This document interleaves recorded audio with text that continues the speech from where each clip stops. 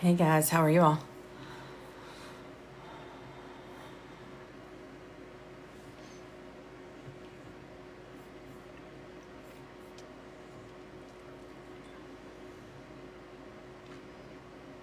I'm trying to get everything. I think there might be a smudge on my camera. Let me see if I can find a. Well, here, I've got my blanket.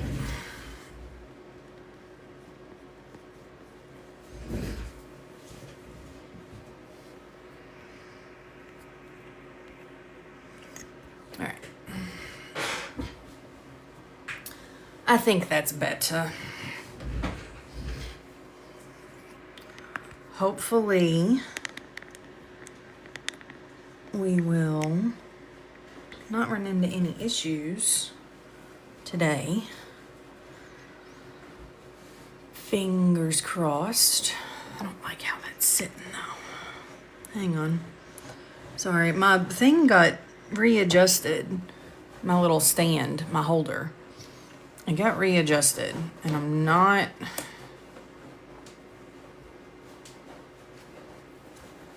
super happy about how it looks. Bubba. Stop.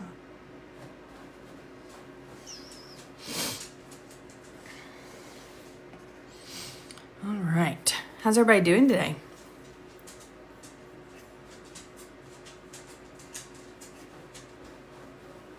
I think, let's see. Yeah, we've got a couple people on.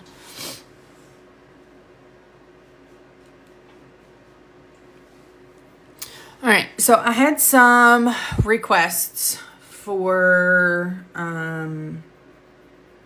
what's the word? External causes. So we're going to do external causes today with ICD-10. We're going to work on some cases because I know that that's what a lot of people tend to struggle with. So let's jump into, sorry, I'm trying to get everything situated on all of my things. I have my phone going, I have my iPad going, I have my computer going. All right, so here's how we're gonna have to do this, unfortunately, because I don't want to run into the issue that I ran into earlier last week and got banned for a couple of days because there are key terms and things that we can't use. I don't think there's going to be a whole lot of stuff here in these instances where we'll run into like tableau words or taboo words or whatever we want to call them.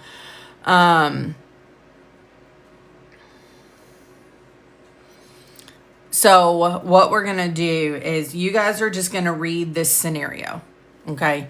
And then you tell me what you want to pull out of it. So there's going to be a little bit more like silence per se while you guys are reading it. And I'm not going to read all of the things here.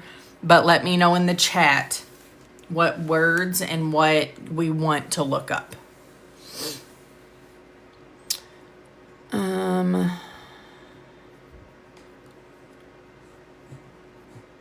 So Devin just finished her midterm course yesterday. On to the rest of your CPC course. Congratulations. That's a huge feat for sure. Tiana says, I sent you a message. I finished my midterm through AAPC. Just wanted to know, do you recommend taking notes while reading through the next part of the course? I mean, you can take notes. The biggest thing that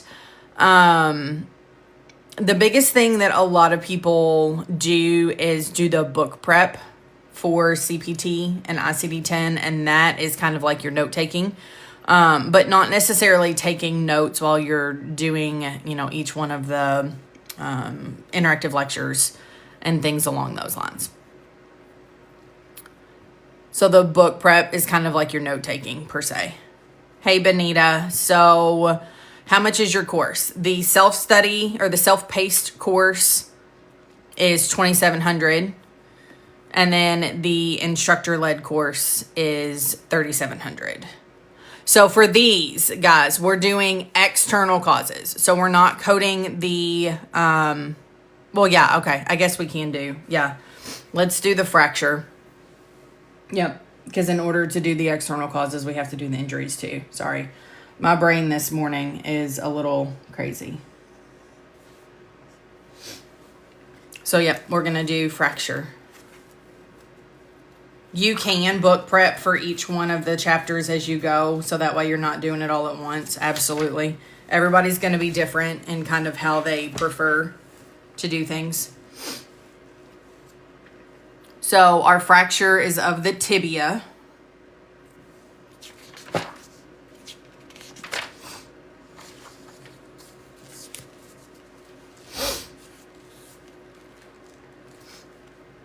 And then, let's see, it is a displaced fracture of the lateral condyle. So, where is our lateral condyle of our tibia? Does anybody know? Actually, you've got a condyle option. So, it's telling you upper end.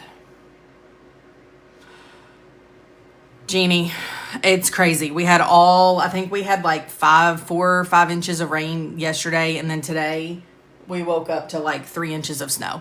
And it wasn't snowing at like 6 o'clock this morning. The weather right now is crazy. Eastern Kentucky got it worse than we did. They seem like they keep getting slammed this year, and I feel terrible. So we'll go fracture, tibia, upper end,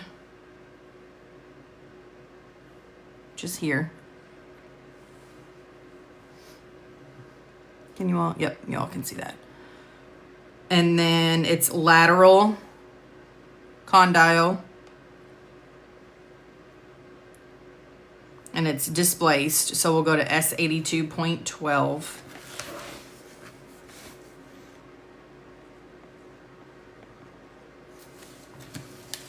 Hey, Shannon.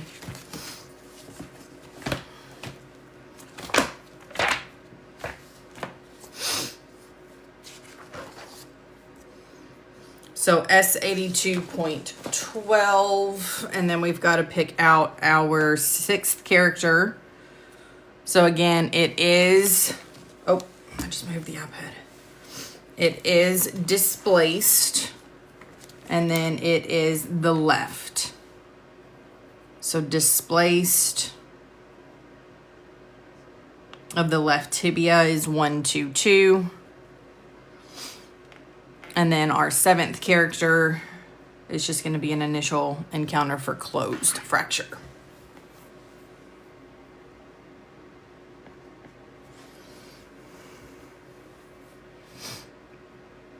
Okay. So now the hard part is going to be our external cause. So we know the cause. So remember, whenever we have external causes,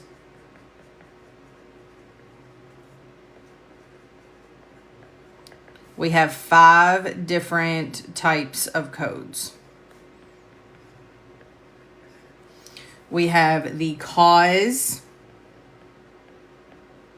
we have the intent, so whether it's accidental or intentional. We have the activity of what they were doing.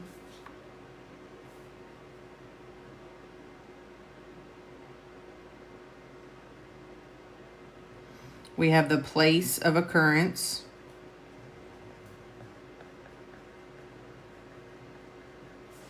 And then we have the status.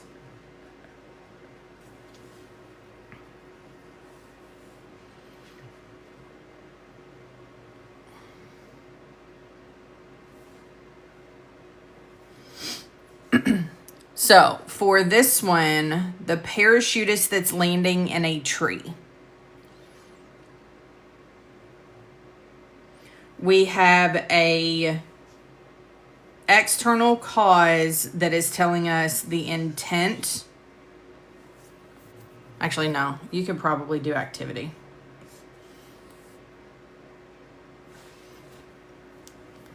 Laura, so it is going to be recorded. I've just started pulling them off, and I have to start getting them edited, and it's taken me a while to do. I am going to try to get them uploaded into YouTube, but I can't really promise when that's going to happen. No, this is not a nursing class. This is medical coding.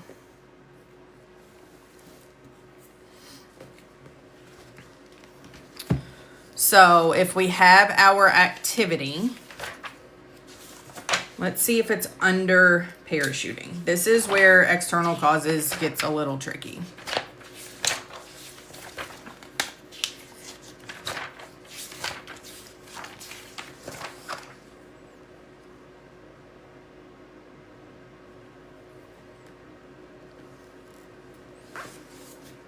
Yep. So we do have a parachute option.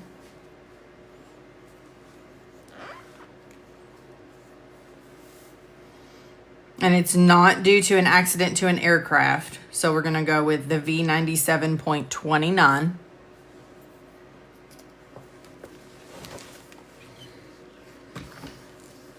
I think external causes are everybody's least favorite.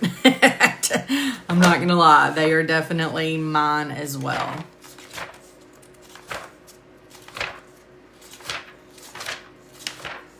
So V97...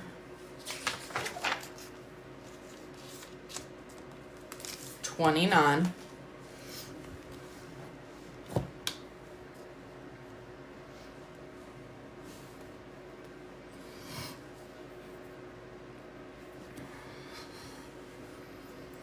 So we have other parachutist accident, okay? But if we remember, they're landing in a tree.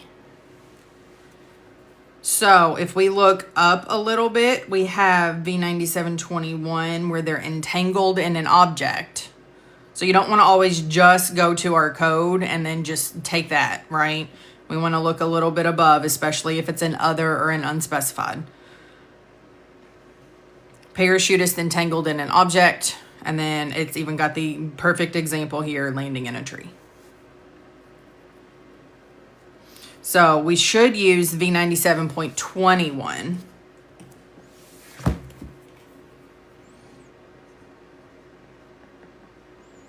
And then that is 5 characters. We have to have a 7th character, so we need 1 placeholder.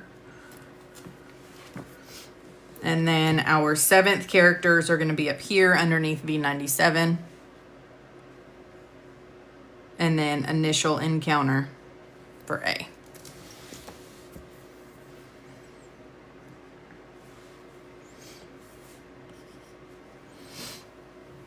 This is ICD-10.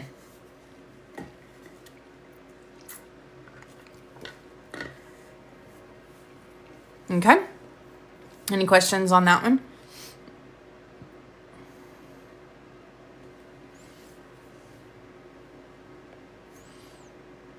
So I'm actually gonna pull this down here.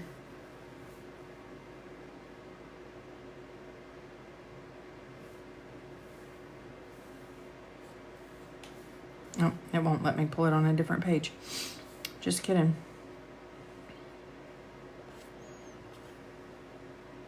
I tried, so I didn't have to rewrite it.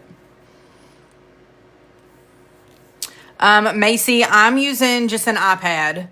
And then this app is called GoodNotes. And then I'm using the Apple Pencil Pro.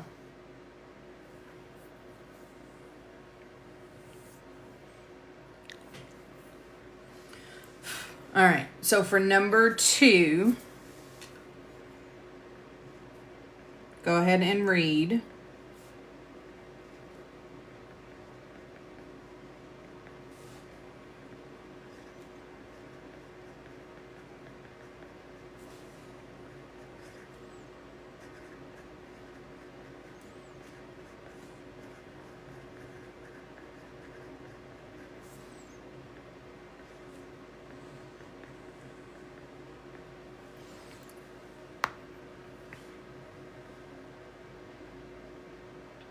I did copy and paste it, but it won't let me move it to another. It won't let me move it to another page. I can copy and paste and it'll move it to different spots on the page, but it won't let me go to another page. I tried.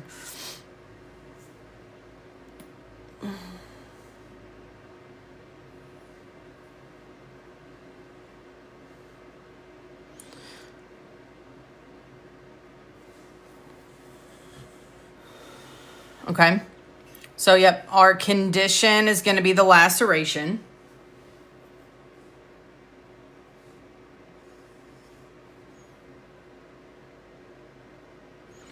And then our external cause is going to be falling on the icy sidewalk.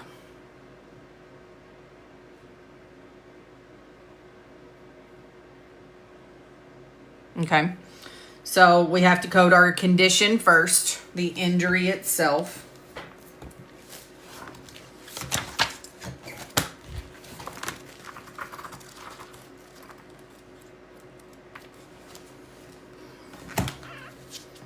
So we've got to do the laceration.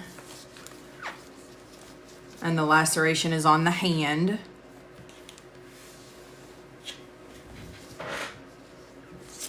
Let me see why it's not focusing super well on.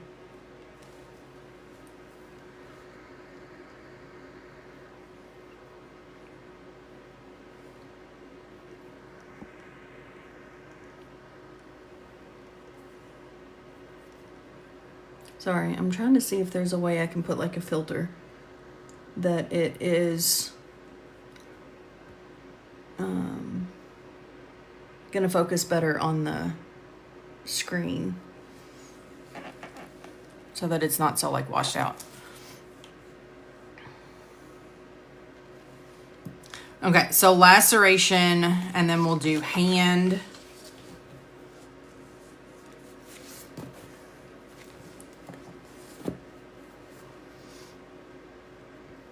And then it's the right hand.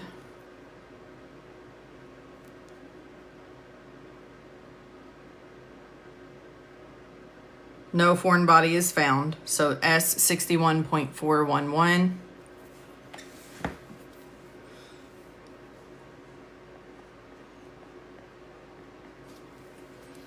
And then we've got to go verify our code and make sure of our 7th character.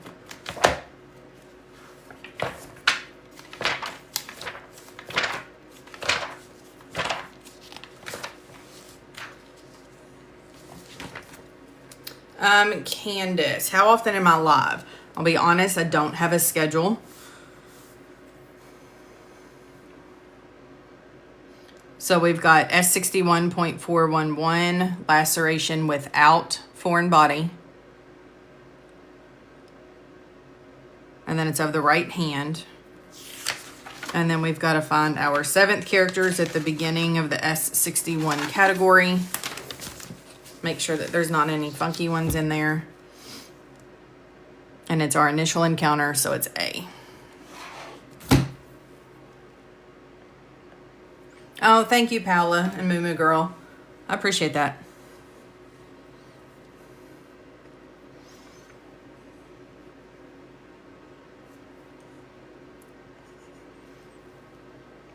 Okay.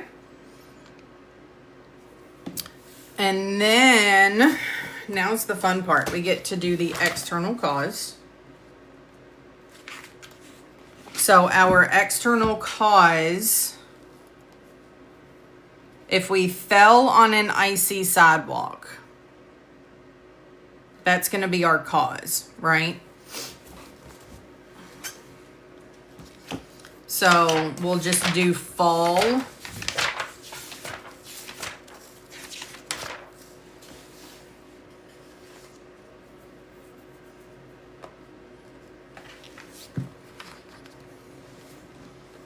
So we'll go to fall.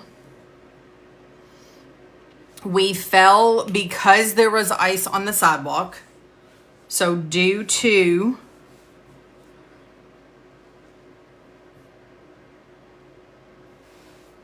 slipping And then there is a sharp piece of glass on the ground. So we do have to pull that out as well. So slipping with a sharp object, which is glass.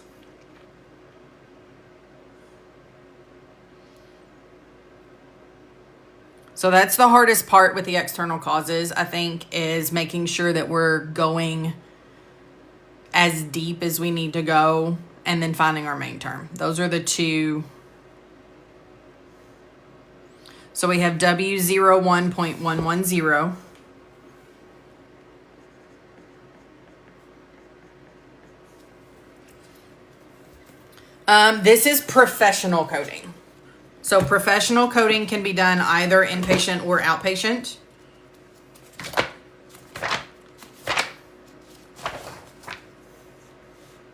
W01.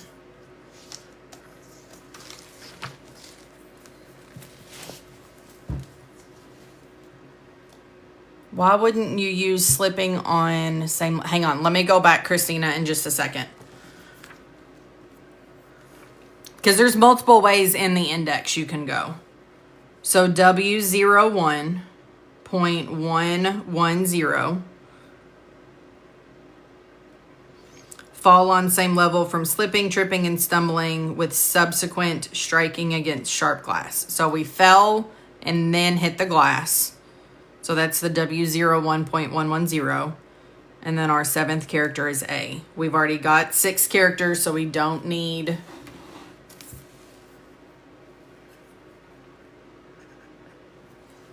a placeholder for this one. Okay, so let me go back to the external cause index and look at the path that Christina found. Sometimes it's going to lead us to the exact same.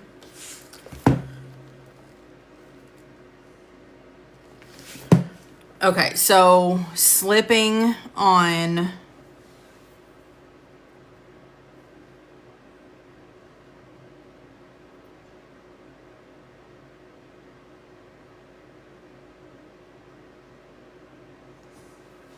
Are you saying here due to the ice or snow?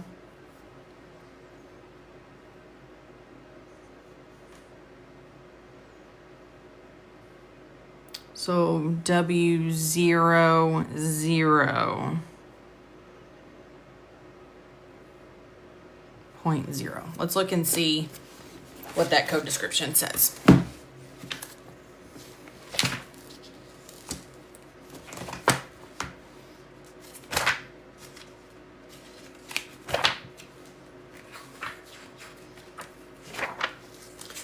Let me look at the code description.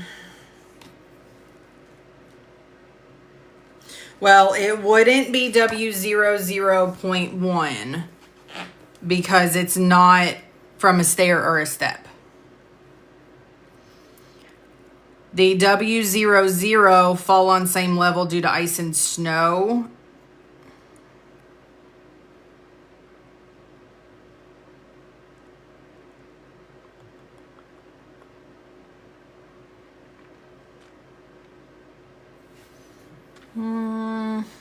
Let me think about this for a second.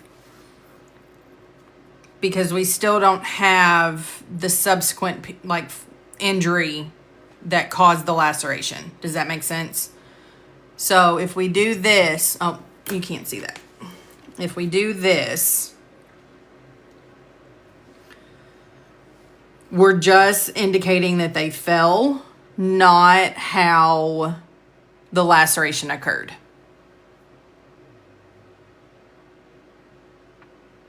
So, let me see if there's another option in the alphabetic index and we could just do a second external cause code. This one's a little tricky. So, if we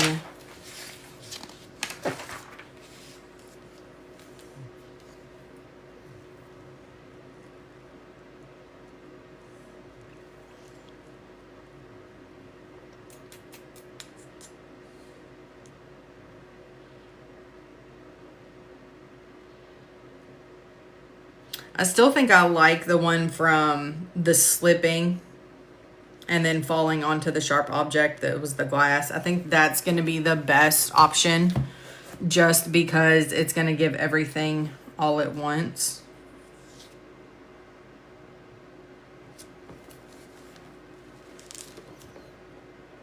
Because I don't know.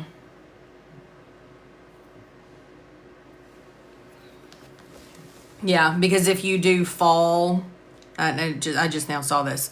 If you do fall and then involving glass, then it tells us to see fall by type, which is then going to send us back to the slipping with the subsequent striking against the sharp object. Does that make sense, Christina? It's a good question. That's why external causes are so tricky. They're super tricky for sure.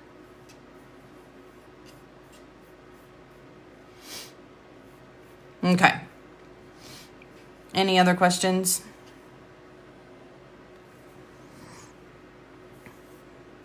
Okay. Let's go ahead and do number 3. Nope. Sorry, I was trying to get a piece of hair off. Number 3.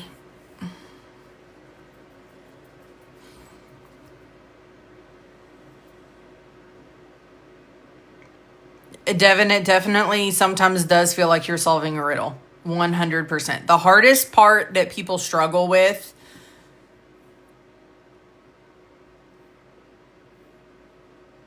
is picking out your main term for conditions, and especially in your external cause index. What page in ICD-10 for S? 61.411. It doesn't say without foreign body. If it's the laceration code for the S61.411, if it doesn't state that there is a foreign body, then we can assume it's without. So sorry, I'm trying to get back to the code again here real quick.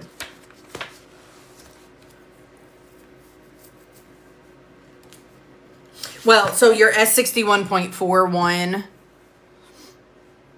this subcategory says without foreign body. And then your S61.411 does say without foreign body. So just because, I'm going to go back up real quick. There is no foreign body found in the laceration. The glass caused the laceration, but it's not embedded in. So that's the difference. Does that make sense?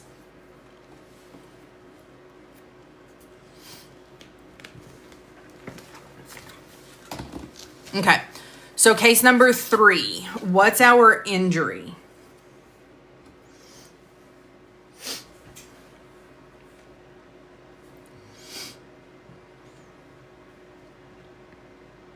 The contusion, yep. And then what would our external cause be?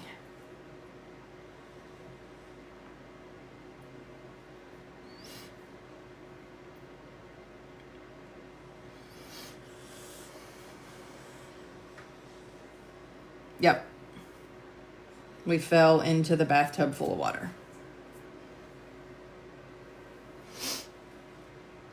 Okay. So let's go to contusion for our condition code.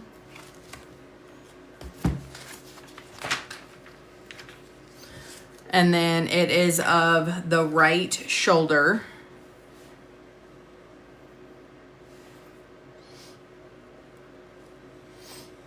So we've got S40.01.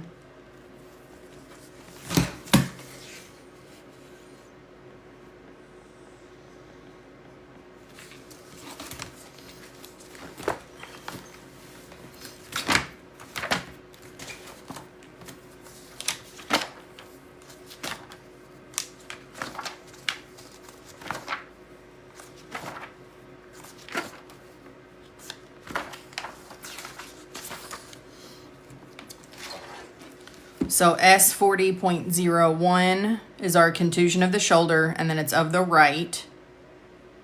So it's 011.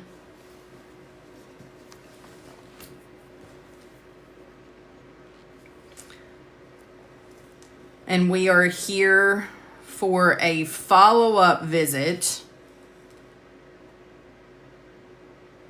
Pain levels down to a 2. We did an x-ray and there's nothing else that we need to do. So what's our 7th character we're going to use?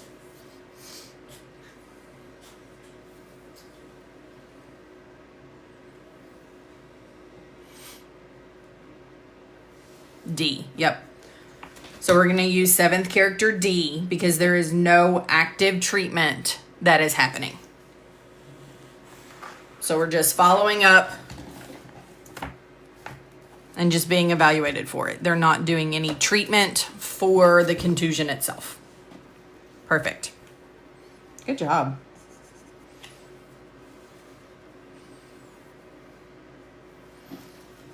Okay. So now we're going to do our external cause. Our main term for falling into the bathtub is going to be fall again. So I know we just looked at that one.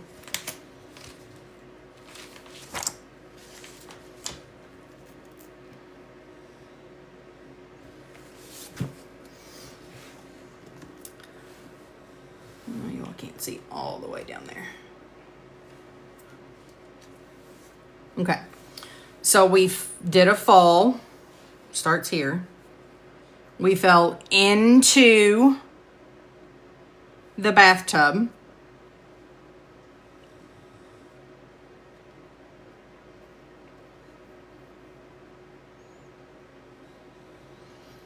And then it was filled.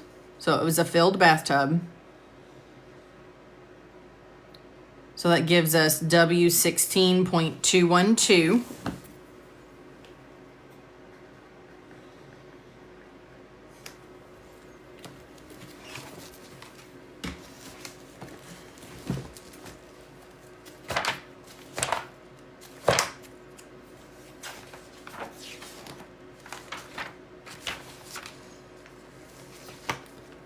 So W16.212, fall into the bathtub, into a filled bathtub, causing other injury. We have to go up to the W16, and then it's going to be our subsequent encounter. So letter D.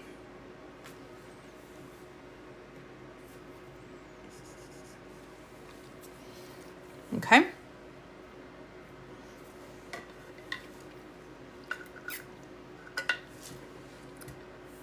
Let's do case number 4.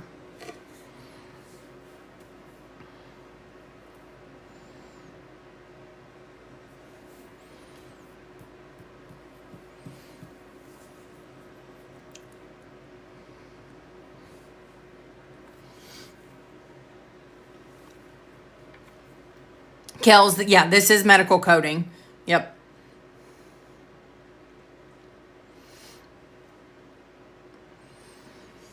Okay, so case number 4. What's our injury?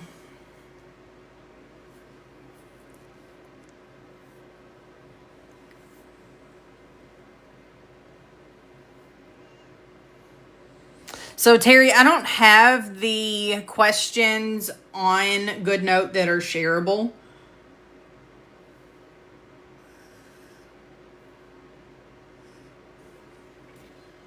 Yep, so it's our 1st degree burn. Okay. What else are we going to code?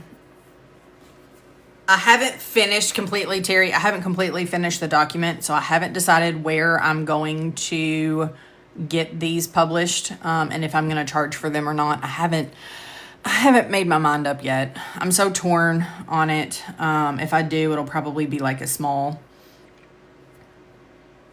Okay, yeah. So the left forearm is gonna be grouped in with our burn.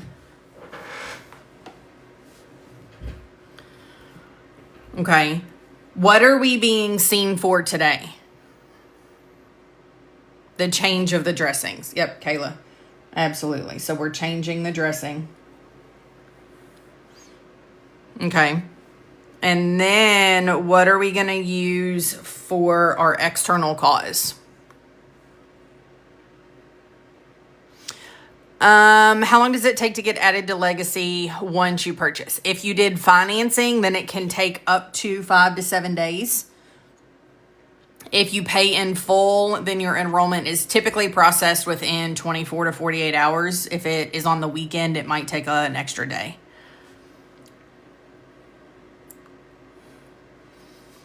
So what's our external cause?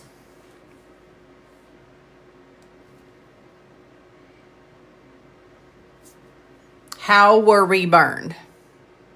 Okay, so you did financing. And those 5 to 7 days do not include the weekend. So if you did it on like Monday or Tuesday, then you have to take into consideration the Saturday, Sunday aren't going to be counted in those days.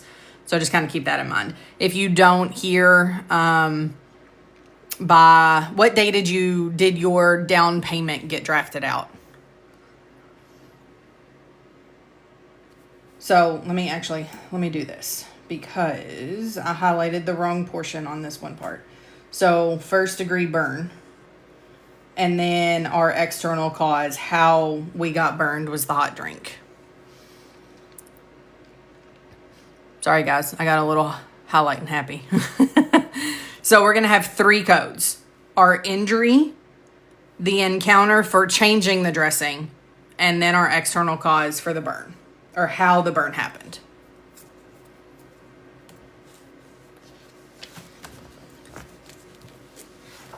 Okay, so our injury is going to be the burn. So let's code burn.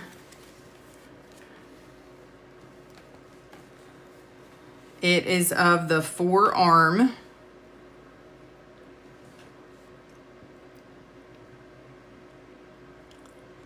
So yeah, this is medical coding. Yep. Billing is going to be a different type of process. It's not going to be the actual coding portion of it. Billing is where you always, or not always, billing is where you follow up with your insurance companies and resolve denials. Coding is going to be actually pulling out the information from the record. So yeah, the order of the codes does matter. So if we don't have a guideline that gives us specific sequencing, then our reason for the encounter is going to be the first listed. And then it will just be, your external causes should always be last.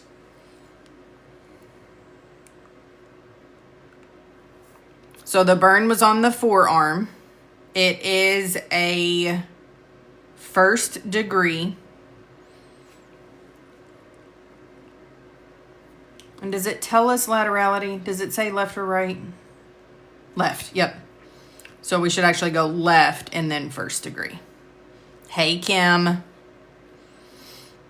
So T22.112 for our burn.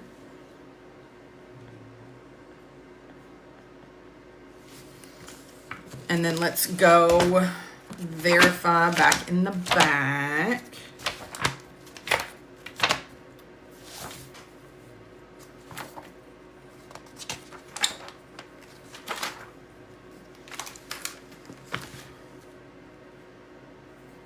.112.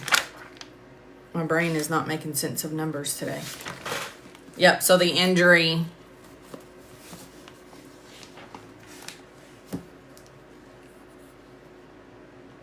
So burn of first degree of the left arm.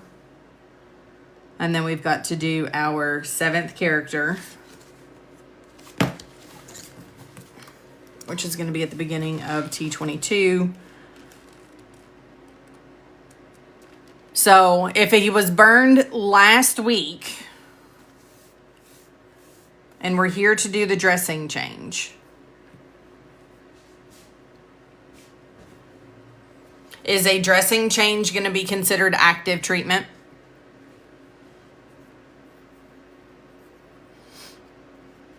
I'm asking you guys hard questions today. Is a dressing change considered active treatment? Okay. Are they actually treating the burn, or are they just changing the dressing? So if we were treating the burn, we would be doing debridements. We would be, cleaning it and things along those lines. So if we're just changing, it's going to be considered the healing phase, which is your subsequent encounter. Does that make sense? So active treatment would be an A, meaning we're cleaning it, we're debriding it, we're doing something to actually treat the burn itself. And then the change of the dressing is just going to be happening during the healing phase to make sure it doesn't become infected. Does that make sense between the difference of the two? I know sometimes there's a lot of gray area and it's a little difficult sometimes to figure out which one you're doing. So dressing changes if there's no actual treatment towards the burn itself, then that's going to be sorry. That was supposed to say D, not A. Sorry, I didn't mean to confuse you. That's supposed to be a D. So that's going to be our subsequent treatment. Okay. So if we are changing a dressing, our main term is going to be change.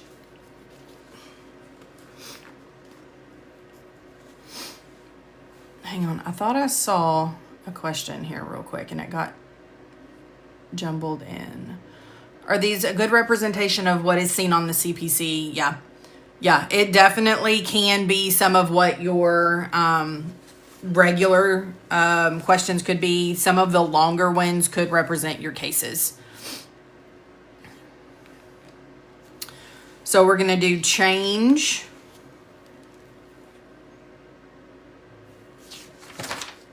If my brain can think of my alphabet today, we're going to do change and then dressing.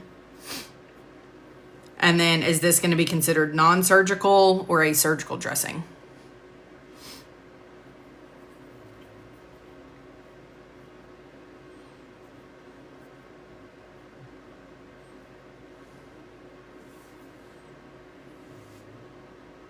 Non-surgical. Yep.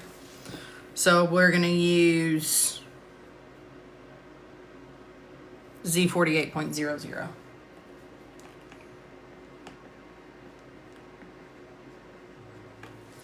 So let's just go look at that code. Lindsay, why are we coding changing the dressing as a diagnosis? Because that's the reason for the encounter. So you'll see that your code description is encounter for the change or removal of non-surgical wound dressing. So that's going to indicate that the treatment or the reason for the encounter is not treating the burn, but just to change the dressing.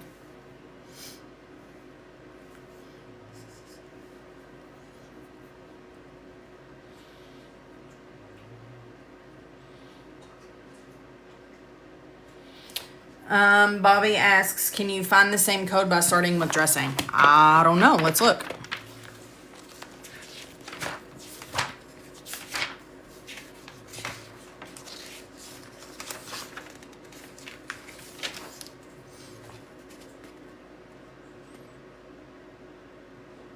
There's not even a dressing option, so no.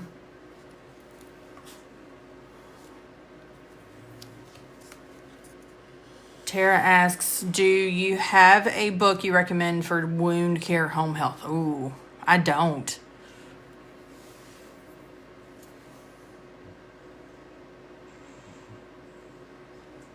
Terry, don't feel bad for being slow. You're learning. We're not working on speed. So we're just learning. We're absorbing as much as we can.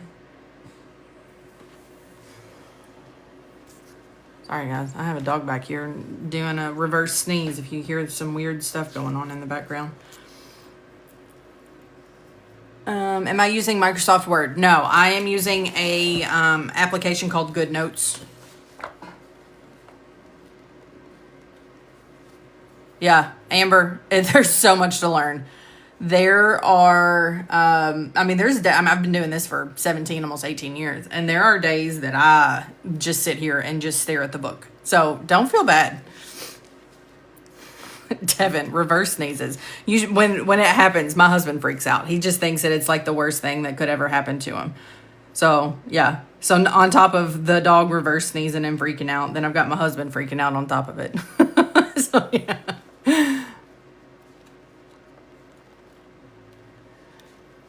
Yeah. How do we know the sequence of listing them? So the reason for the encounter is going to be your first listed. So the reason for changing the dressing is the burn. So that's why our burn is first. And then the reason for the visit after the burn is going to be the change of the dressing. So, Erin, I'm a coach at Legacy Education. We're not a college, but we give you courses that basically like go through all of this and teach you the ins and outs of coding. You don't have to do all of the fluff stuff. If you go to the link in my bio, then you can find, it's medicalbillcode.com/CPC.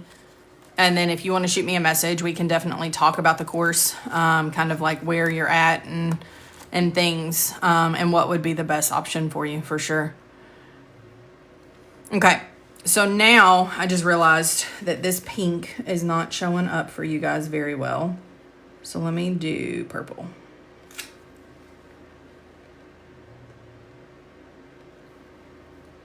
For the hot drink. Oh, placeholders. Yeah. So you don't have to the only time you need a placeholder is if you have to have a 7th character. And you don't have 6 characters before the 7th character. So let's just say we had T22.1. Okay. That's obviously not going to be, like one we're going to use, but I'm just using this as an example. And we had a 7th character. We would have to put an X for the 5th, an X for the 6th, and then your 7th character for the D. So yeah, 7 placeholders and 7th characters. The 7th character always has to be in your 7th position.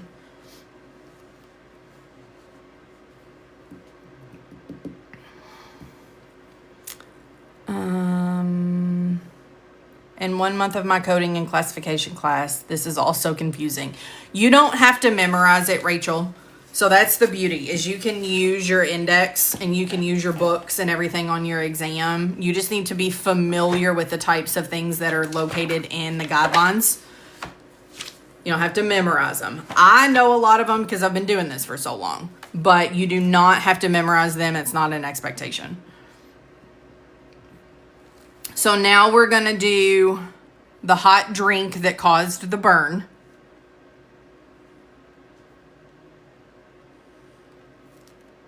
Yeah, external cause codes can get really confusing, for sure. So the external cause, the hot drink caused the burn. So we're going to go to burn.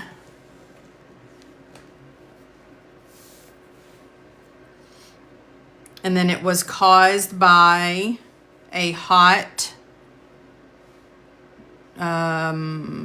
drink. So it's going to be X10.0.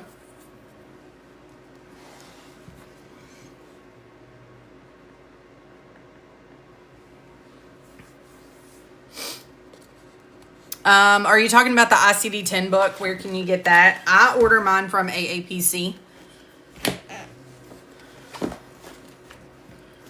So we've got to go back to X10.0 to make sure that we don't need any additional characters besides our 7th character.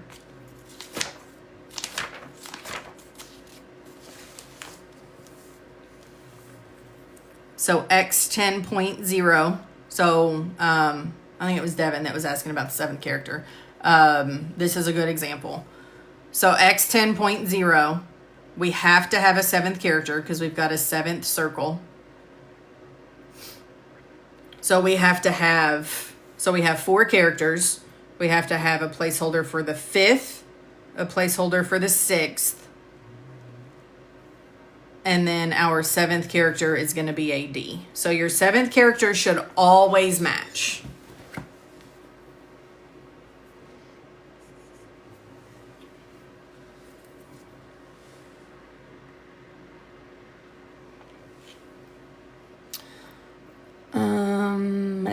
So all the information we're learning as far as like prenatal visits, I mean, yeah, all of your guidelines are in your book. I'm not sure exactly what you're learning in your class, but yeah, all of your guidelines and all of your codes and stuff are going to be in the book. What is the sequence of listing the diseases that will delay healing? Tara, can you give me an example of what you're talking about? I do have some CPT and HCPCS codes. I'm still working on finalizing ICD-10, and then I'm going to finalize CPT and HCPCS, and yeah, I will eventually do.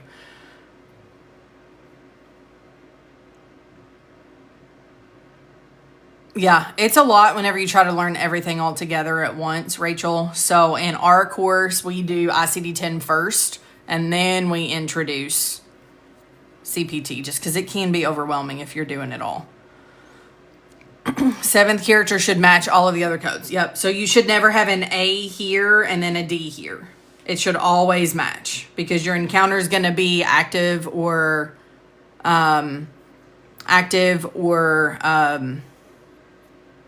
healing. Now, if you have 2 separate injuries, you may be treating one and healing the other, and that's totally fine to have those not match. But your external cause for the injury should always match.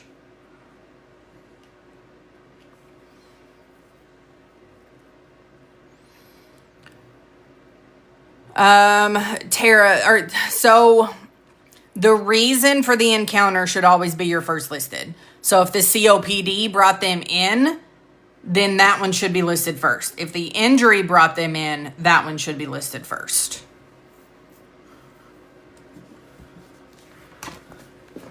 So Melissa, this is the ICD-10 book that I have. It comes directly from AAPC.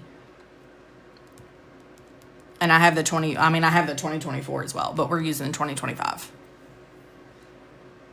EJ, you're literally on the way to the library to finish your ICD-10 homework. Yeah.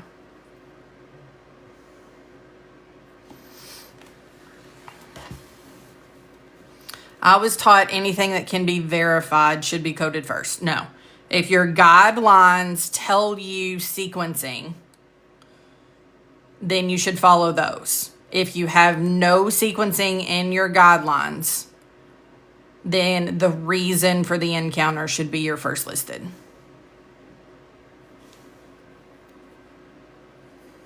Oh, and then after. So you mean like 2nd, 3rd, and 4th? Really, I mean, as long as the reason for the encounter is the first listed, then your following shouldn't really matter. The only exception is your external causes should always be listed last. Okay. Question number 5. This one's a big one. Not necessarily huge, but as far as the number of codes that we've got.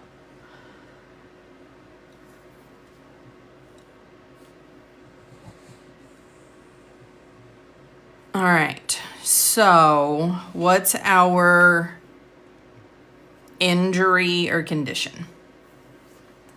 Let's start there first. Injury or condition? Yeah, Terry, you shouldn't use an R code, so a sign and symptom, if you have a definitive diagnosis. Perfect. Yep, 2nd degree burn of the right index finger. Okay. Now, this one, we have multiple external cause codes. So, Connie, don't know how you landed on this side of TikTok. You're a claims processor, probably because your phone hears you talk about codes and stuff. I'm glad you're here. Okay, so how did the injury occur?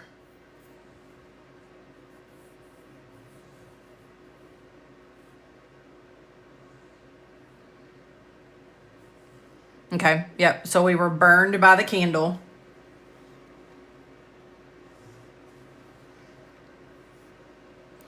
Where did the injury occur? So our place of occurrence. Where did the injury occur? Not necessarily anatomically wise. Yep, at home in the dining room.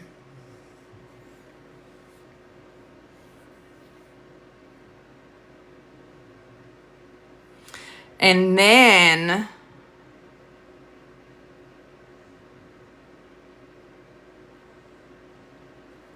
let me actually adjust these highlights for a second.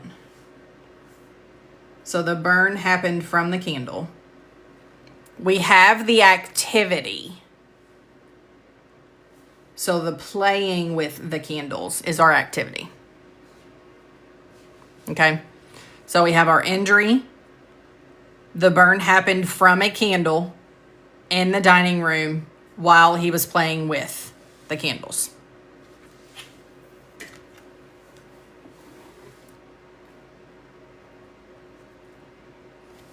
Okay. Sorry. I was trying to check to make sure that I wasn't, because making sure that I'm not saying any words I shouldn't be. So our burn is going to be our first one. It does sound like a game of Clue. It really does. It was Colonel Mustard in the library with the candlestick. Yeah, 100%. I never even thought about it like that. Maddie said the same thing. This is like a game of Clue. Y'all are cracking me up today. All right. So our burn is on the right finger, the right index finger. So we have burn and then finger. It is on the right. And then it is 2nd degree. So we have T23.221.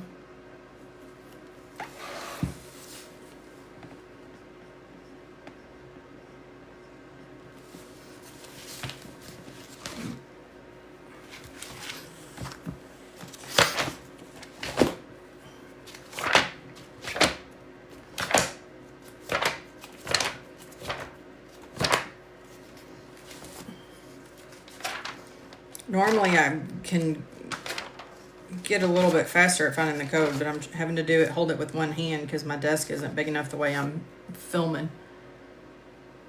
So T23.221.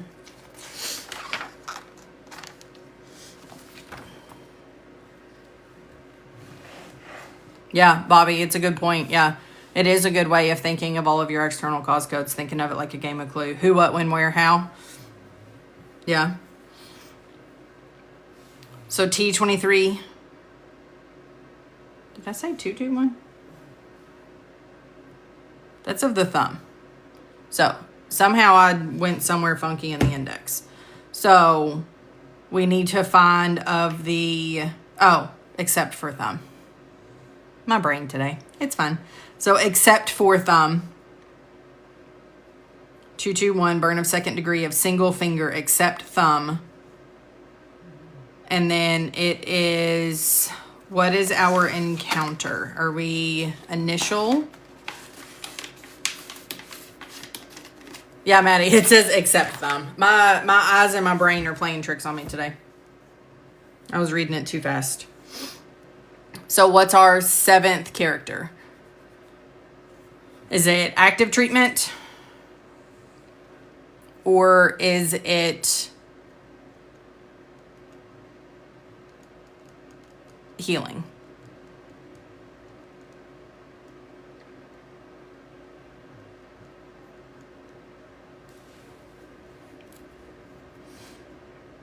A. Yep.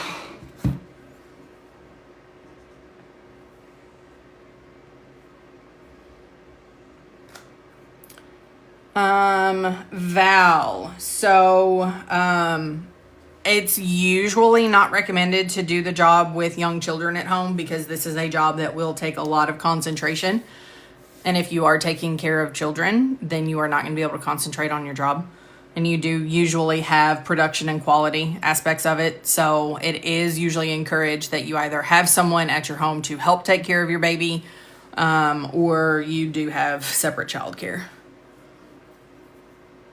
Why are we adding a character? Because the T23.221 tells us that a seventh character is required. If we were to just report T23.212, then it would be an invalid code because we are not putting enough characters on it and we would need additional information.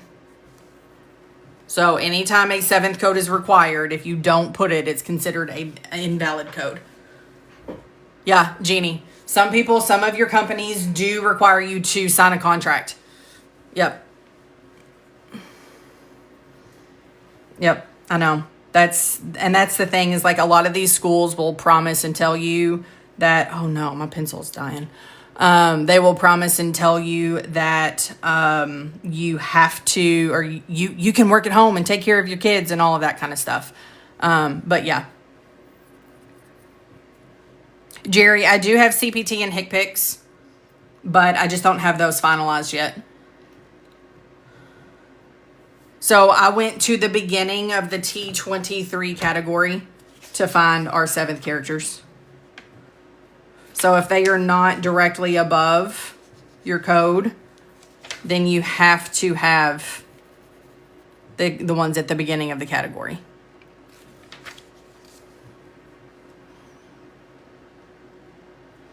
Okay? All right, I'm going to see how long I can do this without my pencil dying. Because I thought it was completely charged. Oh, we're not even done with that question. I've only done the burn. Gosh. Okay. So next, sorry, my brain is, I'm here, there, and everywhere today. So next we need to do the cause, the external cause code. So remember we have those 5 different ones. So in the external cause index, we're going to go to burn.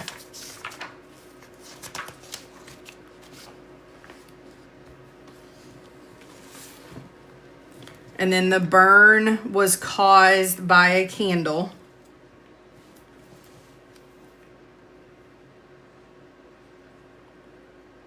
And we did not have ignition of clothing or anything like that. So it's X08.8.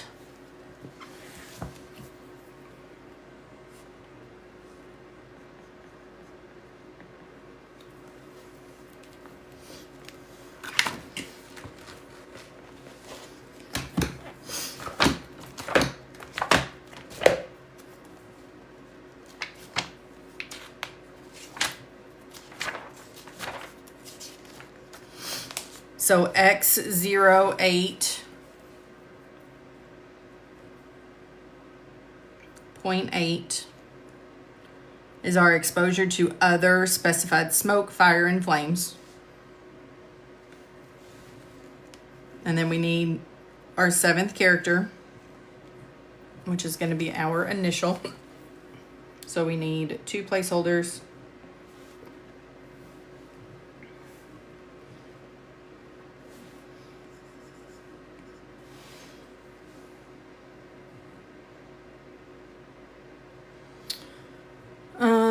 Just Wheels says she's semi, no idea what's going on, but I'm learning, so I love it. Awesome. Thank you for following. You know coding, but learning more specifics. Are you going to a course somewhere? Steph says, do you know of any online billing and coding courses? I am an instructor at Legacy Education. So give me just a second, Stephanie. Steph, and I will go through our course here in just a minute. Once we're done with this question, I'll go through the course here in just a minute. What does the excludes one part mean? Under which code?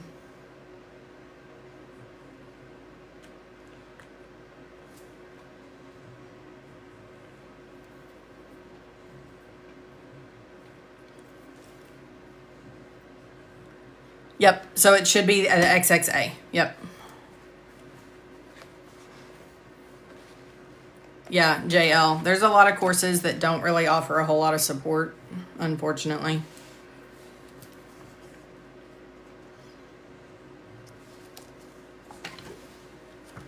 Right top column. No, it's not for the X08.8.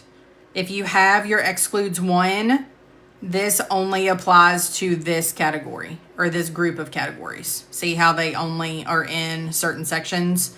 So you have an excludes 2 for X06. Excludes 1 means that these two codes cannot exist together. So you can't have a burn or contact with other hot fluids and contact with metals unless they are separately supported for separate conditions. Excludes 2 means it's not included, but you have to have another code to appropriately look at it together. So EJ, yes, there's a lot of people that don't realize that you don't have to go through a full coding like college program. So you can do a course like Legacy Education. For anybody that's listening, you can do a course that's not with a true college or accredited program. And then we prepare you for the CPC exam. But I'll go through all of that here in just a second because I know Steph was asking about it. Okay. Next, let's do the place of occurrence, which is at his home in the dining room. So we'll do external cause and then main term place of occurrence.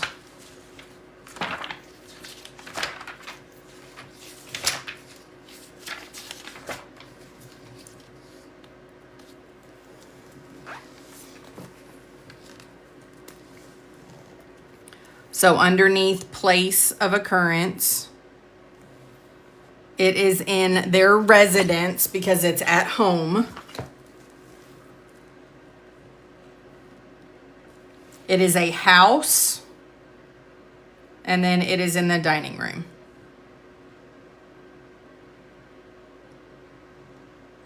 So you've got Y92.011.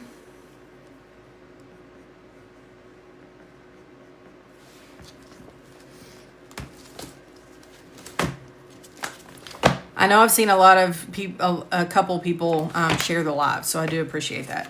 Very much so.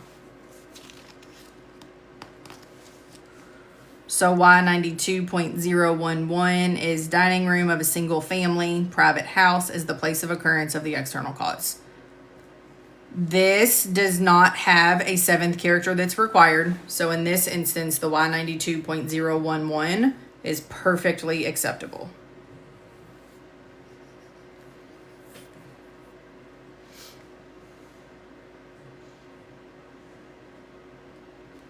Okay, and then lastly, we need to do the activity, which was playing with the candle. So we'll go to activity as the main term.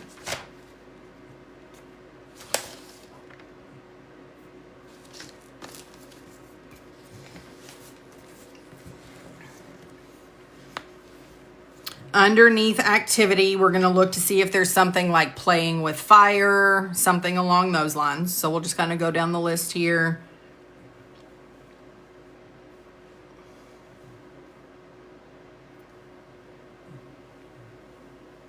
I'm not seeing anything, but let's look at the other page. There's playing a musical instrument.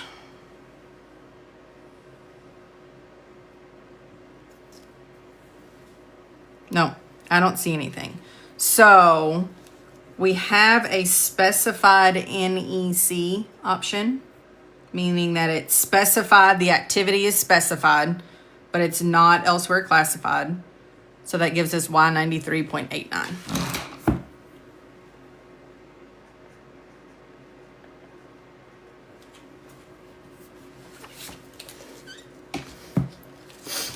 So let's go back and look at our Y9389.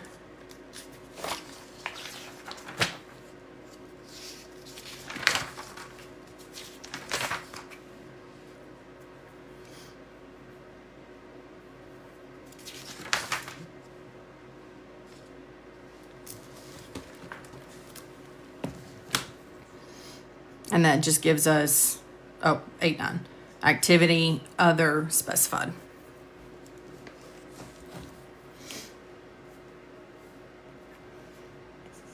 Okay, so let me put my pencil up, let it charge, because it is almost dead. And then, so let me go through our program at Legacy really quick. Let me get my book out of the way, and then I'll answer some questions. So if you go to medicalbillco.com/CPC, and that link is in my bio, okay? When you're here, you'll see our course options. The self-paced CPC course is $2,700, and it includes all of this. So you get access to AAPC's course because we are licensed instructors. We are a licensed program with AAPC. You get the workbook and the textbook. I don't have the text or the workbook in front of me, but this is your textbook. So it's a fairly large book. It has 700 pages, and it walks you through everything. You get a workbook that goes with it. I have a couple years. This is the workbook from a couple years ago, but it's a lot smaller, but it's got a lot of cases in it for you to work. Okay. Then you get the coding manuals. So you get your ICD-10-CM, which is what we were working just a second ago. You get your CPT manual, which is going to be your procedures. And then you get your HCPCS manual. This is going to be supplies, drugs, DME, crutches, things like that. Okay. So you get all three of those. Anytime you need coaching, anytime you need that extra support, you can email or schedule like one-on-one time with us. Okay. You get 1 year of an AAPC membership. You get 2 CPC exam vouchers. You get one official AAPC practice exam. Once you are certified and you pass your CPC exam, you are enrolled in Practicode that will suffice for the second year of the requirement to remove your apprenticeship. And then once you complete Practicode, then you are enrolled in an internship, which will give you on-the-job experience.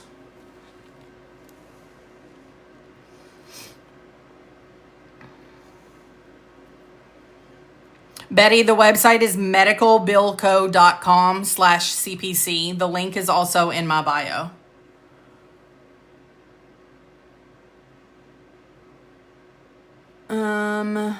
Would this be the same course we get if we went through AAPC directly? Yes, the exact same course, but you get a ton more support.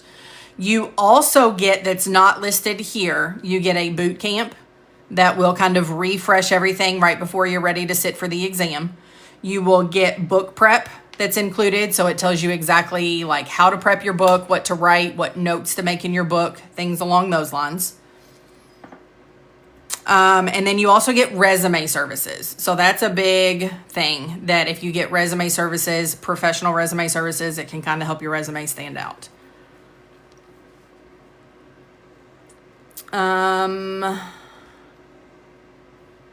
Can you use financial aid for the course? We don't have financial aid.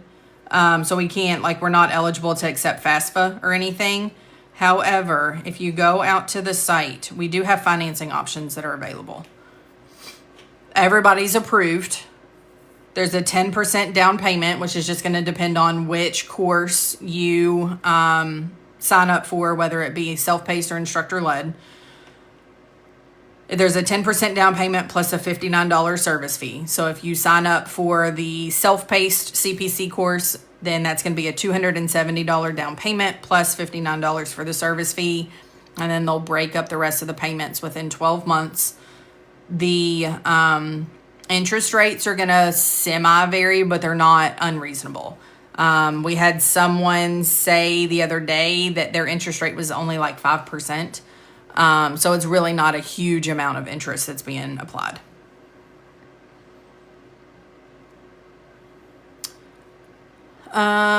Rachel, I'm already in this for college. Can you still sign up? If you want to sign up for a full course, you can, but I mean, it depends on the college course that you're in as to whether or not you're going to get more information.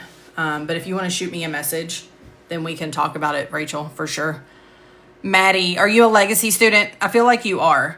If you are a Legacy student, shoot me a message. If you have the enrollment email from Rachel, then if you scroll all the way down to the enrollment email from Rachel, there's a link for the book prep if you're a student at Legacy. And if you can't find that link, let me know and I'll get it over to you. So Crafty Creations. Yes, we have a refresher course. So that boot camp that's included in the tuition, you can actually purchase that separately if you're not a student of Legacy. So the next live version of the CPC boot camp I have is March the 22nd.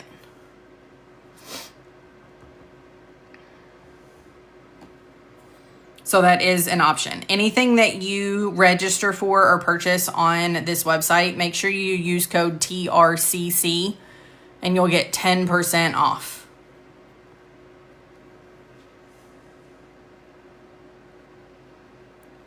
So, Sweetsy, if you go to medicalbillco.com/CPC and then you go to the boot camp option, that's where all of the boot camps are listed.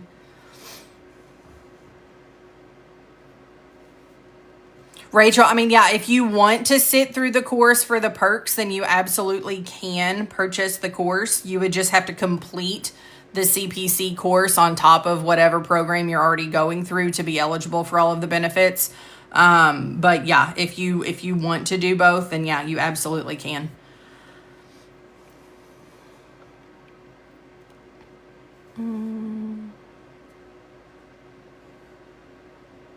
But another thing too, if you guys are not students of Legacy and you want book prep of exactly how to prep your CPT manual, we do have these options here, and I'll show you some examples of like your CPT book prep. So this is gonna be this is my personal book, but I get all of these scanned in, and then obviously they're like whited out for copyright purposes and things like that. But it shows you what to highlight, what to write, and all of that kind of stuff to help make your pages make a little bit more sense. Tara, the website is medicalbillco.com/CPC. If you go up to my bio, there's a link tree, and it is, I believe, the second link that's in there. It's the medical coding courses. So this is just a couple examples of the book prep. So if you want the entire CPT book, you can get the all files, or you can do each individual section. And then again, that TRCC code is good for 10% off.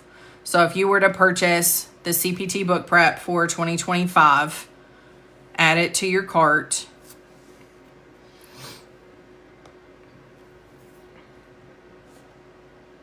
And then do code TRCC. It takes off 10%, so it would take off $23.50. Yes, the link is in my bio. So if you go to, and I'll show you this because I have my phone here.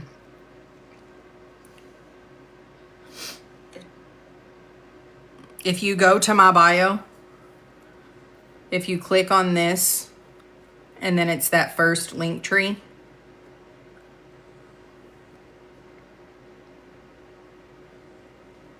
And then the medical coding courses, this is the CPC or the medicalbillco.com/CPC. This is on the same site. It just takes you directly to the book prep site. If you want to participate in the Wednesday night study sessions, then there's the link to register there. If you are looking for the schedule for the study sessions, then that is the Google Doc that has all of that on there. We have a YouTube channel where I post a lot of videos and the recordings for all of the study sessions. And then I'm on Facebook as well. And then if you need resume services, then Sarah is who does all of our resumes through Legacy. She is with Caffeinated Career Creations, and she is hands down probably the most amazing resume person I've ever seen.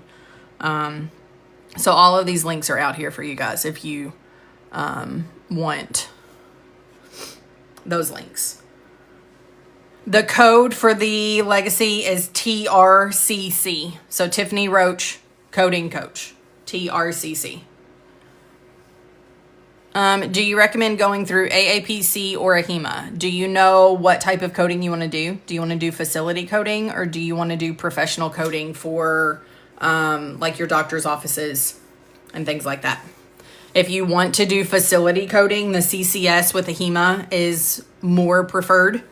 If you want to do physician's office coding, so you're coding for the physicians, their surgeries, their office visits, their procedures, whether it's inpatient or outpatient, then that's going to be your CPC or your Profi coding.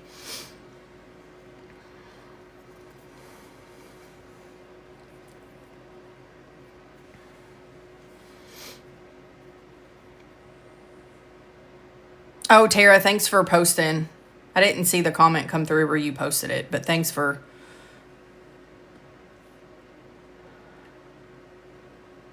So our course only covers AAPC certifications. We are not CCS or AHIMA certified. So our courses only prepare you for the CPC. They do somewhat overlap, but the CCS is going to add a whole different code set known as ICD-10 PCS for the facility portion of procedures that we do not teach. Jackie asks, what is best for hospitals or cancer centers? Usually your CCS if you're wanting to work for the hospital facility and do the facility coding. Yeah. CCS will probably be the route that will align best with your interests on that. Yes, there is a certification specifically for anesthesia. So if you go to aapc.com, we do not have a course for the CANPC, but if you go to aapc.com, then go to certifications and all certifications, you can see that there are a ton of different certifications out there. So this is actually a new one, the RCMS. But the CANPC is anesthesia and pain management coding.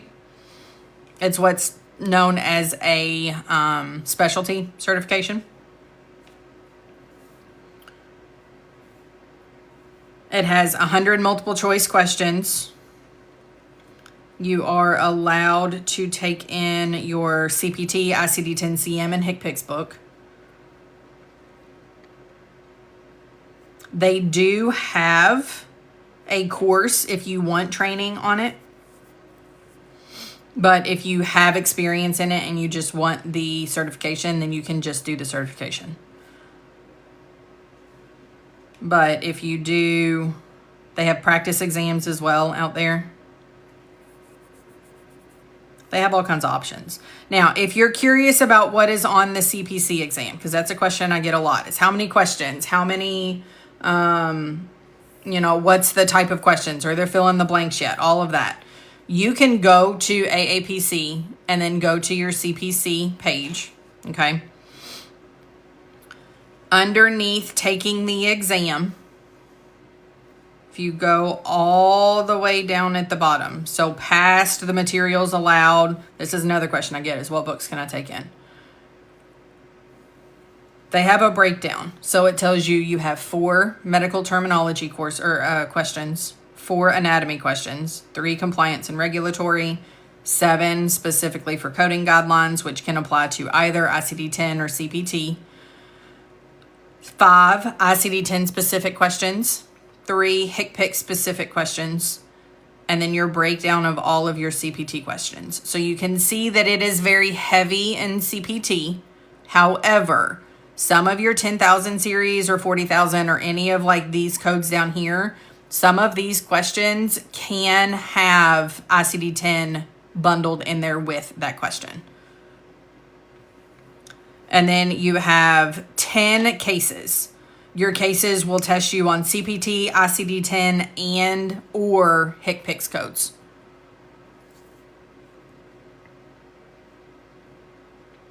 You currently bill anesthesia, but in order to get that certification, do you need the CPC? Nope. You can get any of the specialty credentials without a CPC. So you can only hold the anesthesiologist if you really wanted to.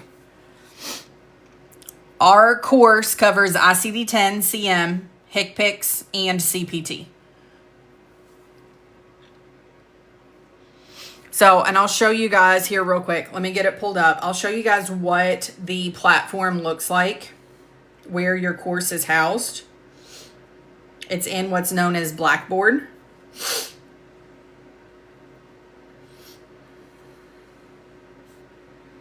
So let me show you how the course is actually structured.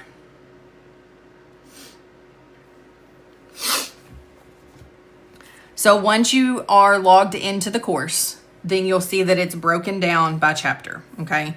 There are 20 chapters within the course, and then you have a final exam.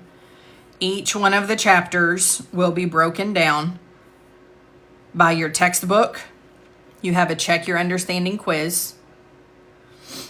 You have interactive lectures that go with each one of the chapters. Okay, some of them are going to have a ton, some are just going to be a few. It just depends on each chapter and how in depth each chapter is going to go. Then you have an experiential learning assignment. And then you have a chapter review exam. So each one of the chapters, you'll have those steps. You'll have 5 different steps. The only 2 that are graded are your experiential learning and your review exam. Everything else is going to be for like practice and just knowledge. Okay. And again, you have that for every single chapter. So your urinary, you have interactive lectures. Most of the interactive lectures go pretty quick, but you do have all of that. Rachel, once you get into the course, it's really not as much, but you can do it at your own pace. So you have 12 months of access to the course.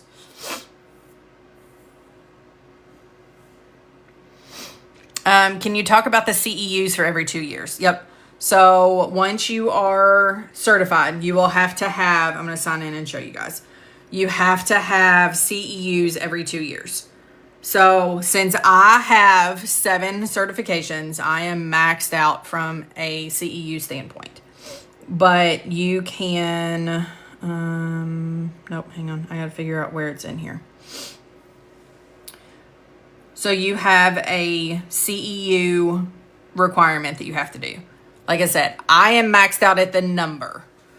Okay, so you will not have to have this many straight out of the gate. I think you have to have, I believe it is 36 every 2 years, but I'll have to double check on that date, or on that number. I believe it's 36, but you get an AAPC monthly magazine. So this is just an example of a monthly magazine. It's not the most recent, but you get a magazine, okay? And then you go through and you read it. And then you can get CEUs for doing that. So you'll go to your resources, your AAPC monthly magazine, and then you can test yourself and get CEUs. So you just have to complete a quiz. And then you'll get awarded 1 CEU.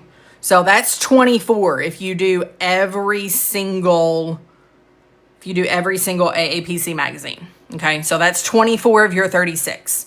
And then you also have monthly meetings that you can attend that are included in your membership cost. And you can get CEUs for attending those meetings.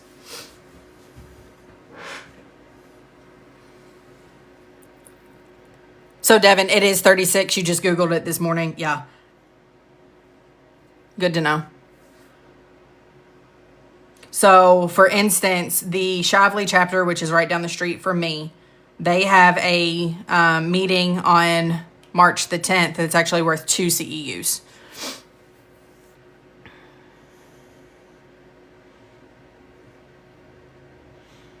Yeah, the CPC, it's a lot of information, but if you just tackle it one chapter at a time and just take it day by day and chapter by chapter, then it's very doable.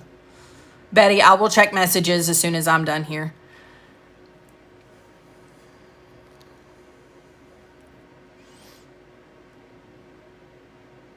Do I think it's worth getting the certifications? Yeah, absolutely. I mean, I've been in the field for 17 years. There's a lot of jobs out there for sure. There's a lot of people that say that the field is saturated, but here's the problem. People are going to courses that are not preparing them to actually code. And so that's what a lot of people struggle with when they're not finding jobs is they don't truly know how to code, or they just aren't prepared for the real world. As far as pay goes, it's going to completely depend on the area that you're in. So they did do a salary survey, and I've got to figure out where they've housed it. They did do a salary survey that will kind of give an idea of salaries and things for the area that you're in. Let me just type it in here.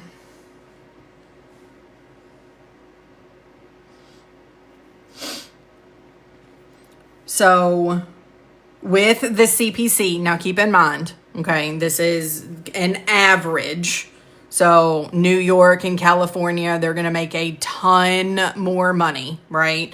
Versus like me in Kentucky, where we're going to be like probably half of what they make. Okay. So the average pay for a CPC is $64,495.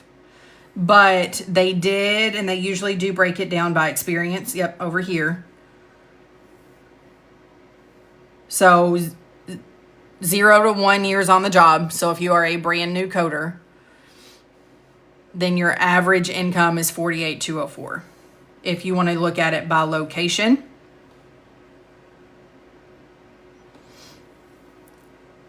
then it breaks it down. So like I was saying, California, their average income is 80. But like in Ohio, because the cost of living is lower, is 61. Versus in Kentucky, you know, like things along those lines, right? So just kind of keep that in mind. Aaron, I am in Kentucky. Yep, I'm in Louisville.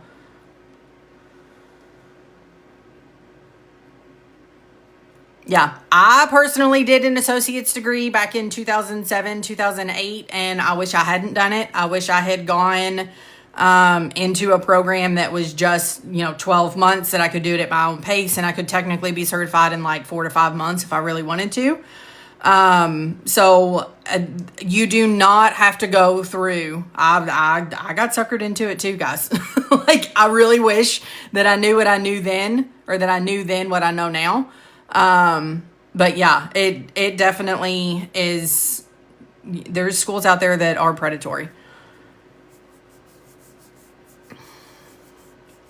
Yeah, the certs themselves are going to be costly. However, like if you go through a program like Legacy, everything's included, and then you can do a payment plan on the program. So that can help for sure. Any tips on E&M? I thought I had, but you keep getting them wrong on your practice exams. So if you need help from well, let me find, if I can find the website. I know I had it open at one point. So if you go to medicalbillco.com, and then your medical coding courses. We do have an E&M boot camp, Rita. So if you go to the boot camp section, there is an E&M boot camp option if you really need a lot of help. Yeah, I would have never stuck myself with student debt either. It's insane.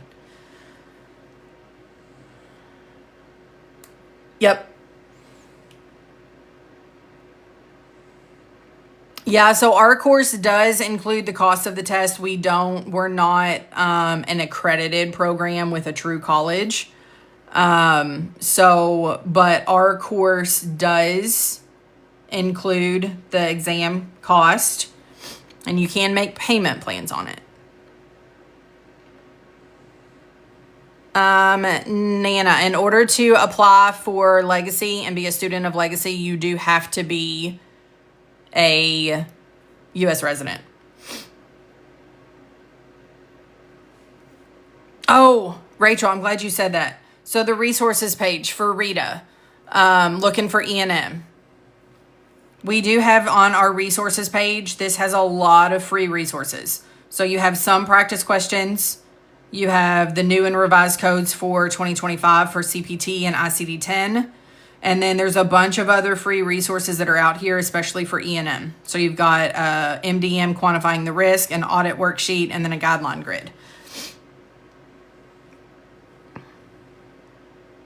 So Stephanie, I recommend Legacy because obviously I'm an instructor there. However, I can tell you from looking at other programs and the cost benefit of things that you get from Legacy, for the cost that you pay for Legacy, you get over and above what you would get for courses and programs that cost twice as much.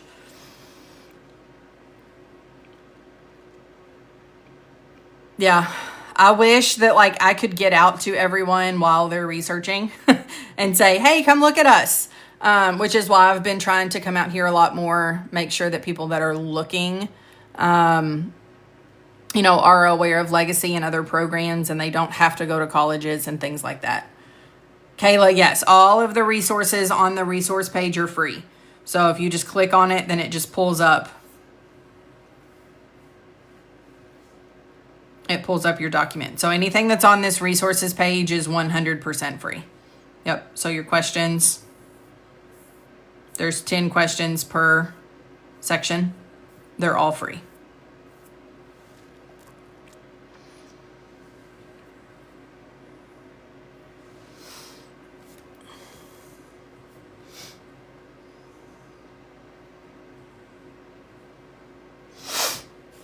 Okay, y'all have any other questions?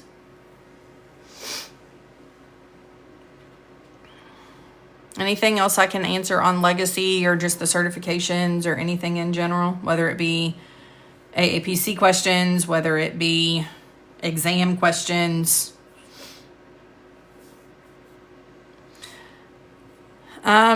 Any other tips for CPC?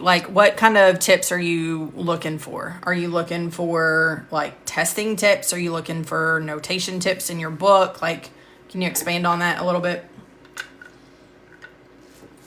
So with Legacy, Class C by Chris, if you go through Legacy, you have 12 months of access. So if you are doing 12 months of access, regardless of whether you're doing instructor-led or self-paced, you get 12 months. Your instructor-led, the only difference between your self-paced versus instructor-led is instructor-led, you get 3 hours of instructor-led by me every week. You get all of the same benefits. You get the 12 months of access, the book prep, the boot camps, the exam voucher, the membership, the resume services, Practicode, internship, all of those things. Process of elimination. I'll try to do some lives on process of elimination. There's not really I can't really talk about it without showing examples, and I don't really have any examples that are readily available at the moment.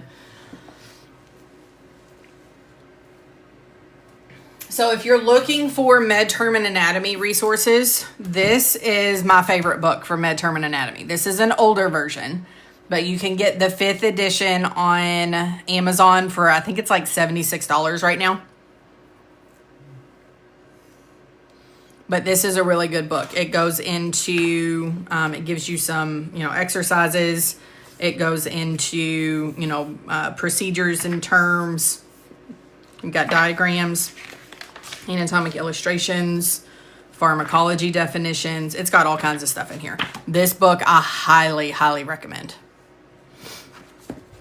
For how many days in a week? Are you talking about the instructor-led? So it's 1 day a week. It's either Tuesday or Thursday, depending on the session that you sign up for. The next session that I have availability for to sign up for instructor-led starts on April the 3rd, and that's going to be on Thursdays, and it's from 6 to 9 p.m. Eastern Standard Time. If you're curious about the start dates, the March the 11th is actually sold out. My enrollment for March the 11th date has actually filled up. But April the 3rd, there are 8 spots available still. So if you're looking for book prep, then I do offer book prep documents. No, I just hit boot camp, not book prep. I do offer book prep documents that will help your book look like this. So it tells you what to write, where to write, what to circle, what to highlight, all of that kind of stuff. If you're struggling with book prep, then these documents are very, very helpful to prep your books. If you're wanting to sign up by May, I would make sure to probably enroll by like end of March, beginning of April. They've been filling up fairly quickly.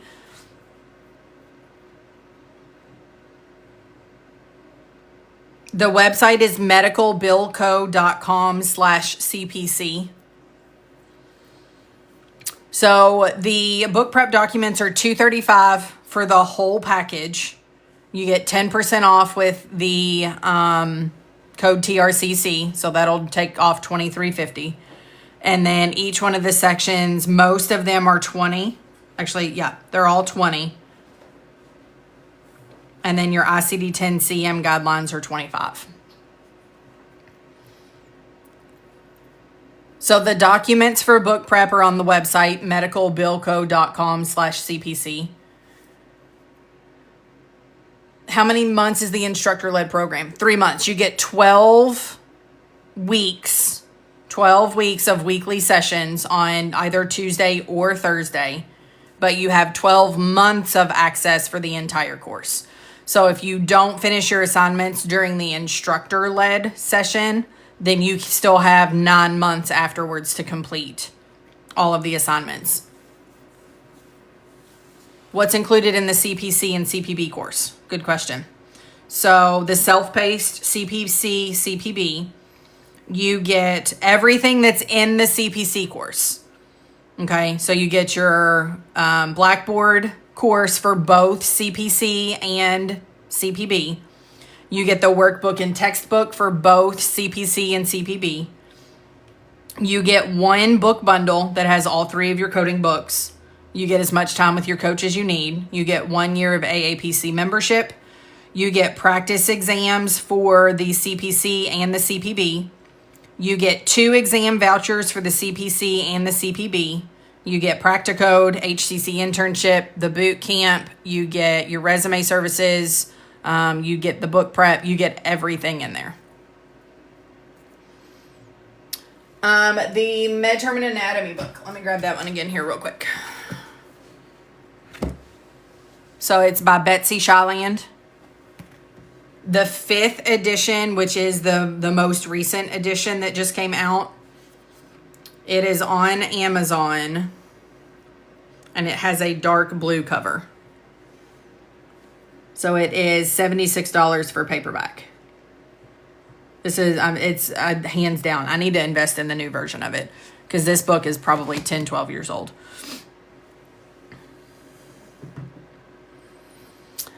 If you're wanting to do payments, so you don't, to do the payments, you won't put it in your cart, but you'll do your financing options and it'll take you to SweetPay. And then you will click this button down here that says check your loan options, or you can do it up here. And then you'll fill out your information. And then they will contact you and let you know what your options are for payments. And then you would be enrolled once you accept and make your down payment. I'm on the website. What do I click to get the annotated notes? If you're on the medicalbillco.com/CPC, you'll click book prep. And then you will either choose all files or each individual section that you want. And then you choose your year. So there are some people that still have the 2024 books, but 2025 is what most people are using now. And then you'll add it to cart.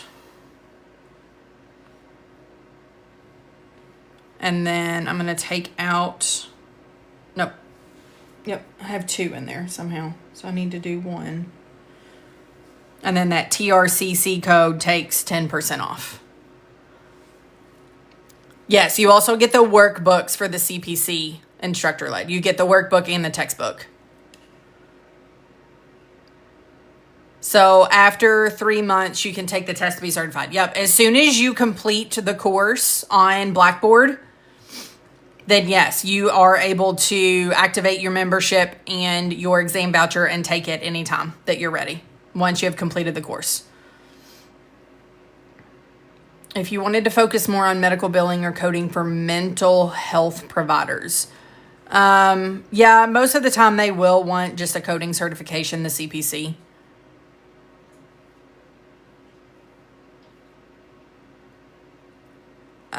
Is it cheaper to buy the books on Amazon or should you buy them with the course? If you sign up for the course, we cannot give a discount if you already have books. So you're going to get a better deal doing just the course together. Because the books alone on Amazon are going to probably run you like $400 if you buy them all.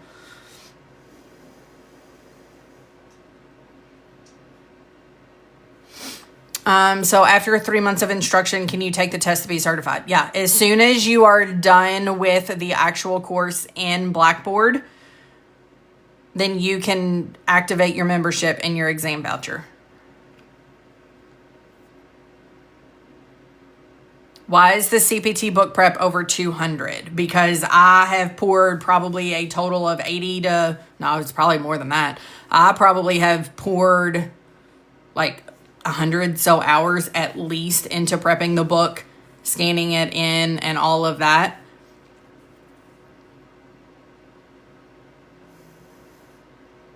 So it's not the CPT book itself. They are documents that tell you how to prep your book. So I'll show you examples of what the documents look like. Let me get them pulled up here so I can show you.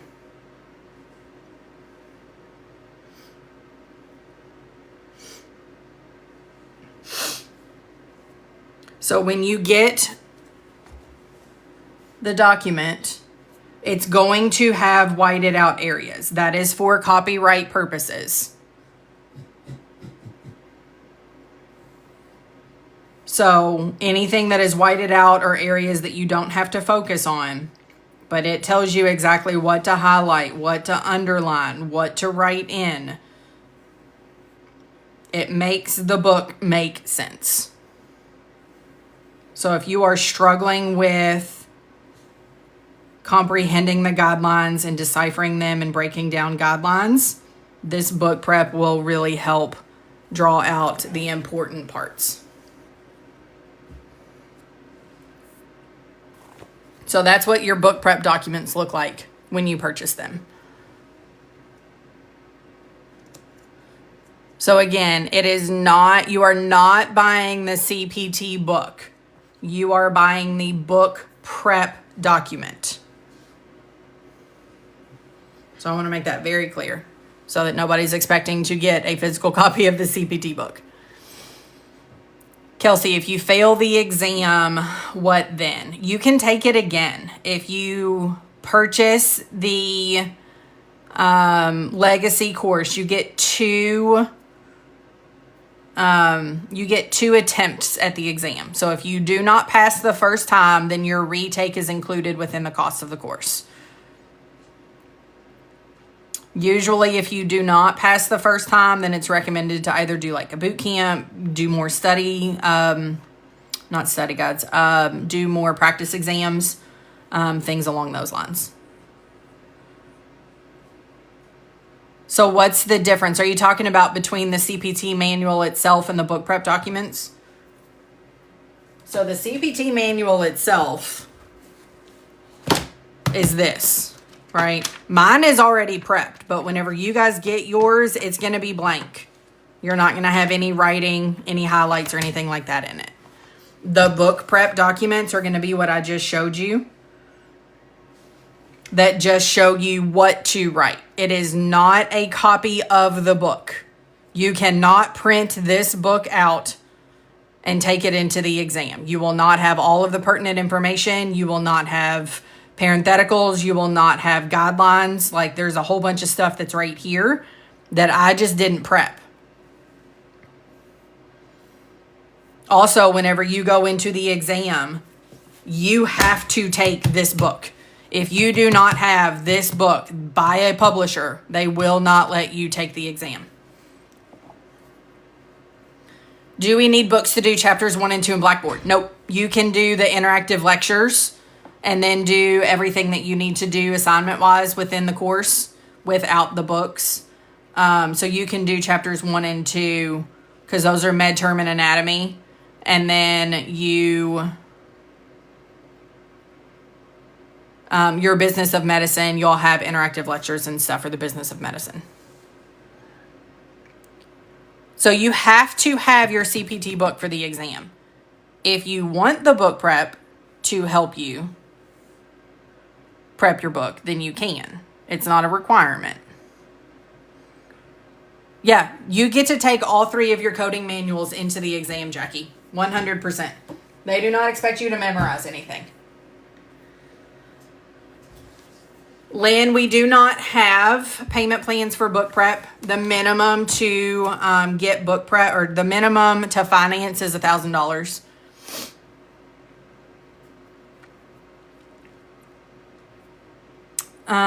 Jody, should we prep our books as we move through the chapters or do it ahead of time? Whichever one you want to do. We have some students that do it after the course, and it's kind of like their refresher to kind of like pull everything back together. I have some students that do it at the same time, of the chapters that we cover, but that's a lot to do between the prep work and all of that kind of stuff. So Mahala, the book prep documents allow you to prep your book exactly like I do mine. This is my personal book. This is my book prep that I have created. And I have just given you guys the option to purchase that book prep separately. If you want to purchase book prep that your book looks exactly like mine, you can purchase the book prep, and then you have to write everything into the book yourself.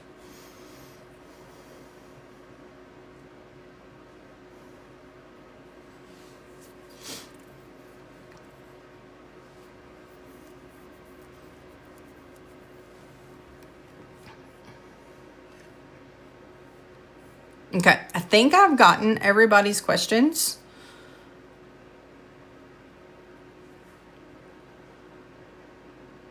Do you all have any other questions? Do you want to do a couple more? Because I think my pencil is charged up.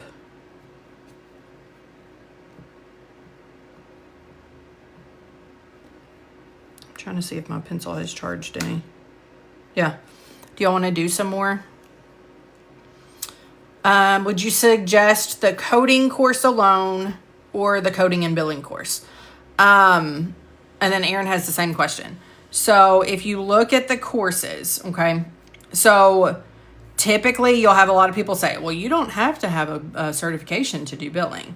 But having billing knowledge and having that certification for billing will help you understand the entire revenue cycle.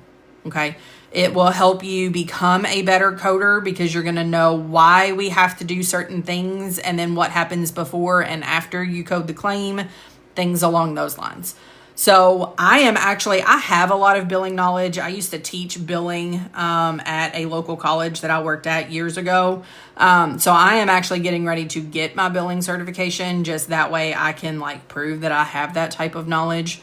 If you are wanting to do it, I highly recommend it. It is a good course. It is a good certification to have. It just kind of helps you round out your knowledge. So if you are considering it, it's definitely a good deal to do it all together. Now, if you were to do that, okay, we do what's known as a rolling enrollment. So if you do that, let me show you, I'm going to kind of write it out because if you're like me, your brain won't process it until you see it by itself.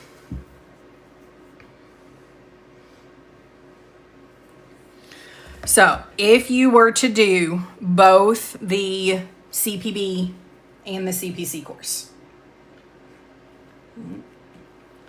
So if you were to do CPC plus CPB, okay, we have what's known as that rolling enrollment. Let's say you sign up and you start on 3/1, okay? We're going to enroll you in the CPC course. You have 12 months to finish that course. Now, once you have completed, you can complete that CPC course in as little as 3 months or 2 months or however long it wants you to take. It can take you the entire 12 months. Once you complete that, then we will activate your membership. I'm writing this really fast, so if you can't read it, let me know. We will activate your membership and your exam vouchers.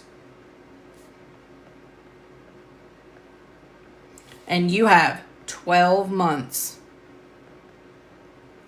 of this benefit. Okay? Now, so technically you could do this on 3/1/26, right? Because you've got 1 full year. Then you have 1 full year to get your 2 exam vouchers, or 1 if you pass on your first try, which majority of our students do, okay? And then 3/1, I'm just going to say it takes you a full year, okay? It could, again, take you 2 months to do each section. Then 3/1/27, we will enroll you in the CPB course. Again, you have 12 months. 3/1/28, you could do your exam voucher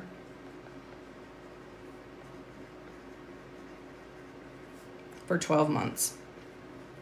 So technically, it could take you 5 years to do this whole thing. A lot of our students do not take the full years. They might take 3 months for this, 2 months for this, and then 3 months for this part, and then 2 months for this part, right? So you can have this all as quickly as you want.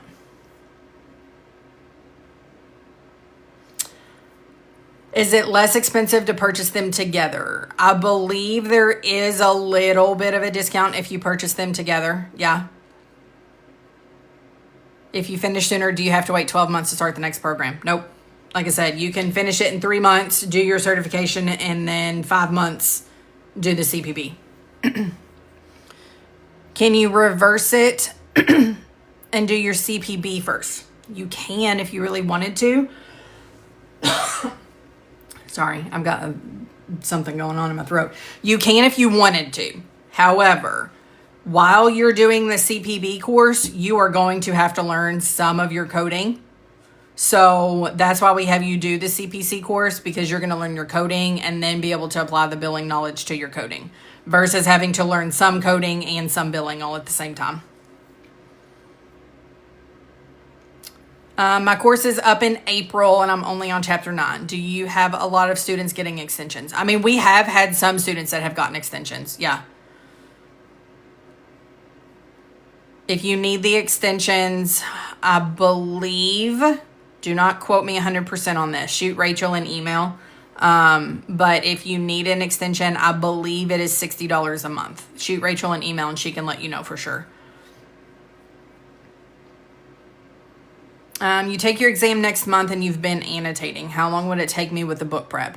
It depends on how many hours you're going to be able to dedicate to like your book prep and things like that. Like I said, for me, I think I probably spent, 80 to 90 hours on the book prep alone. So, I mean, it's possible to get it done for sure. It's just going to take up a lot of time. Yes, it is recognized by AAPC. We are AAPC licensed providers. So you are taking the AAPC exam.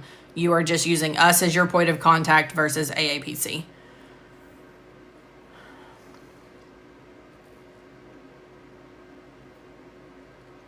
Yeah, I have spent many of nights prepping for sure. Lindsay, did you have another, because I see that it says before I enroll. Did you have another question?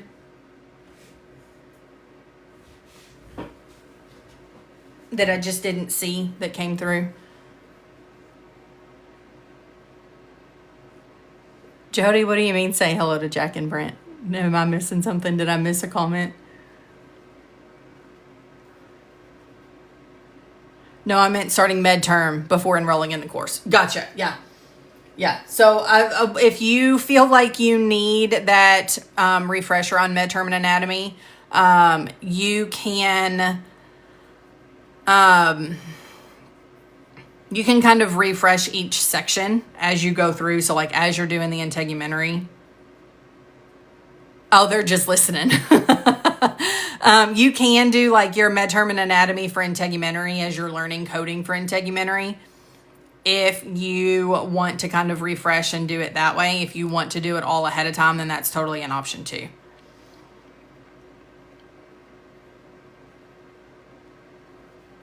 Are the prereq requirements before starting the CPC course? So they're not a true requirement. If you need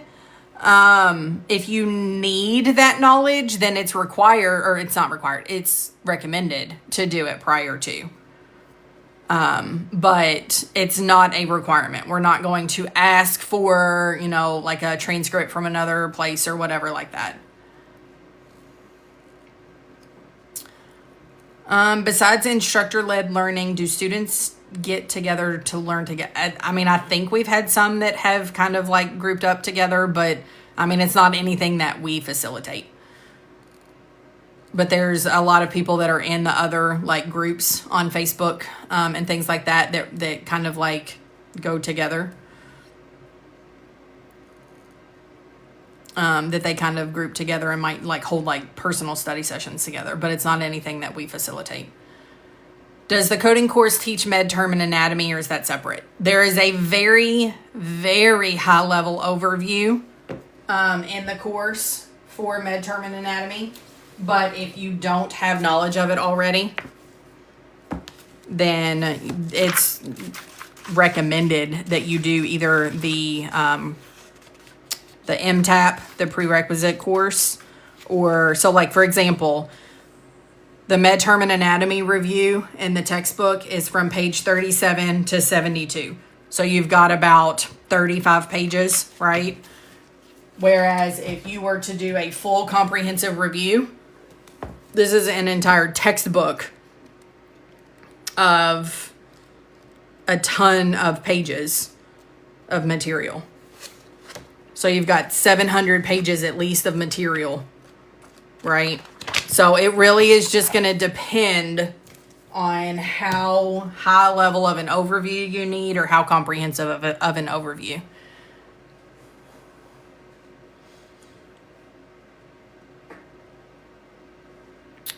I saw that you had an internship on the Legacy for website. What is that? So the internship is after you do Practicode, okay? So it's the last basically step of the program. You will have 400 cases that you will code. They will focus only on ICD-10-CM codes, so your diagnosis codes. You get to do it at your own pace, and you have up to 12 months to complete that internship. Yeah, the resume prep is included in all of our packages for the CPC, whether it be self-paced or instructor-led. Yeah, we need to update the website and have that put in. But yes, that is a benefit of our course, regardless of whether you do self-paced or instructor-led. The 2 books that you just showed, those come with the CPC course. So the one book that I just showed does come. The CPC training manual is the textbook for the course. This does come with the course. This is a totally separate, this is not supplied by Legacy. You can get this on Amazon. The 5th edition that just came out is like $76 on Amazon, I think is what I just showed.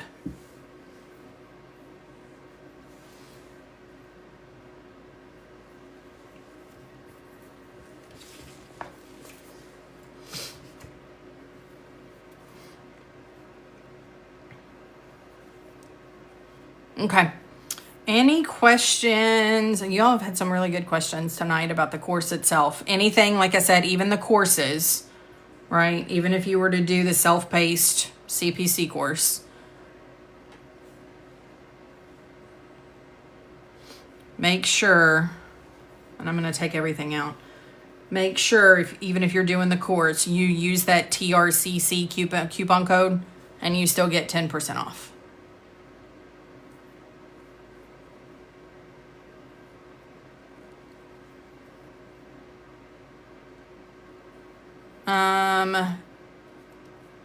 Well, when you sign up for the course, then you will get the 2025 coding manuals. In order to sit for your exam, you either have to have the current year or one previous year.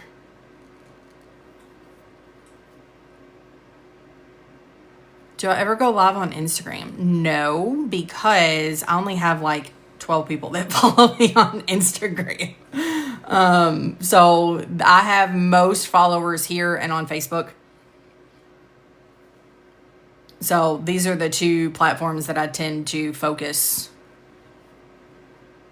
I tend to focus all of my attention to.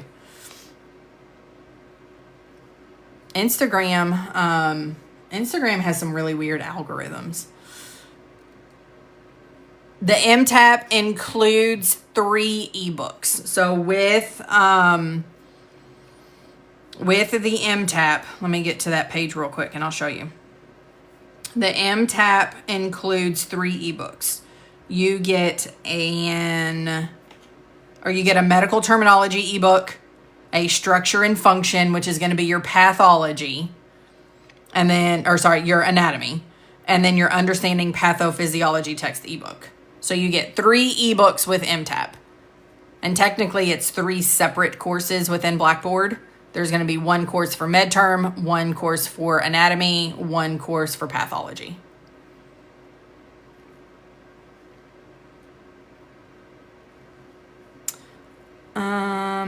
Just ask him because I showed my sister this live, but she doesn't have TikTok. Maybe she'll download it now. If she does, hopefully she will. Yeah, I don't really, I have an Instagram profile that like basically anytime I post anything to Facebook, it just automatically posts to Instagram, but I don't really do anything separately. Yeah, Lindsay, I'm not a big fan of TikTok or of Instagram. I do not have individual tutoring sessions that are not for Legacy students. At this time, my focus is focusing on our current students, doing some free resources and things like that. I don't have enough hours in the day to do individual coaching for students that aren't Legacy. Where's a good place to start for beginners? Come out here to our medicalbillco.com/CPC website. and see like what our courses are, see if it's something that you are interested in from a course standpoint. Shoot me a message if you want to talk about it. So for the exam, you need your ICD-10, CM, your CPT, and your HCPCS. If you're doing the MTAP prerequisite course with us, no, you don't need to do that additional MedTerm book. That MedTerm book is what I recommend if people have previous knowledge and they are just wanting a quick refresher that they can just kind of go through at their own pace. Or if you are not wanting to do the structured MTAP program and you feel like you can learn it on your own by reading. Those are the two times that I recommend that MedTerm book from Amazon. But if you're going to do the MTAP program, then you do not need to purchase that book separately. Renee, I will check messages as soon as I'm done here. What E&M book are you talking about? Because I don't know of a book that is...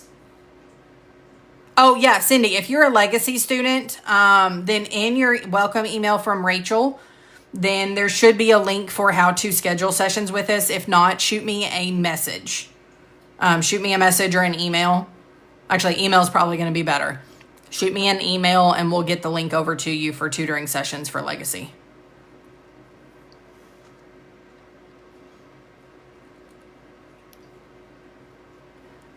Mahala, I think, okay, now that I think about it, the 2023 CPT book came with a little booklet for E&M. Let me see if I still have that. Is this what you're talking about? The companion?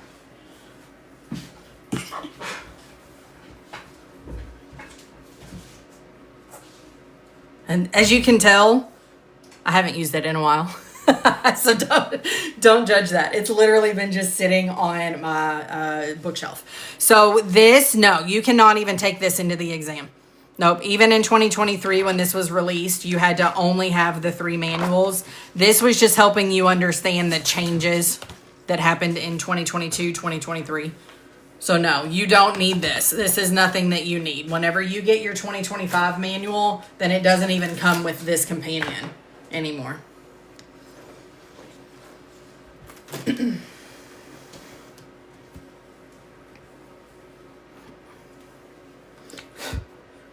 Now I've got all the dust that was on the book floating up and I'm going to start sneezing.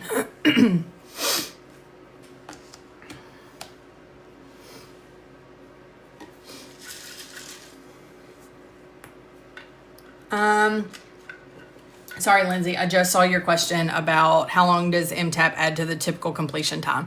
We have had a lot of students do it in like 3 months. Again, you have 12 full months of access. So you can do it in like 3 months if you really wanted to. So it really just depends on kind of how much time you're able to dedicate to it. So this is legacy education. We prep for AAPC certification. So for the CPC, the CPB, and the CRC. We do offer payment plans. Yep, they are powered through a company called SweetPay.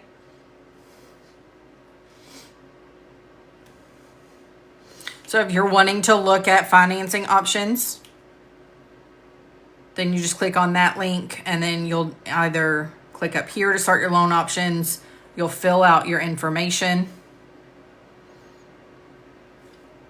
It does not affect your credit score, so it's not based on credit.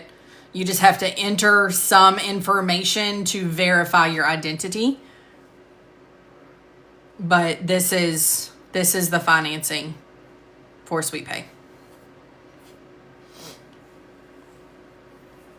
So we are a licensed program through AAPC. Both Rachel and myself are AAPC approved instructors. We license the material. So when you are taking a course through us, you are getting the AAPC material.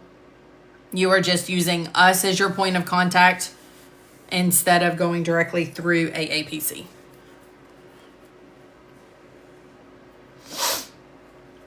Do y'all have any other questions? I'm happy to just sit here and answer questions or whatever you want to do. I've been on here for over 2 hours already. It's kind of crazy to think that I've already been talking to you guys for that long.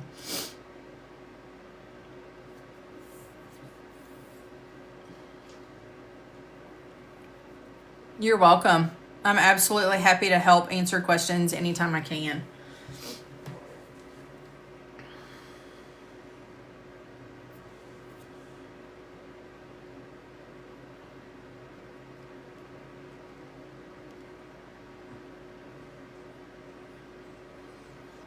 The AAPC membership monthly cost is going to be a yearly cost.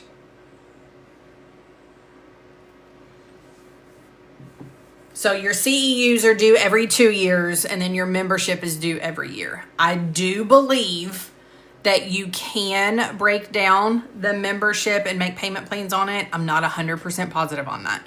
I have seen some people talk about how they've been able to break it up and do like a firm.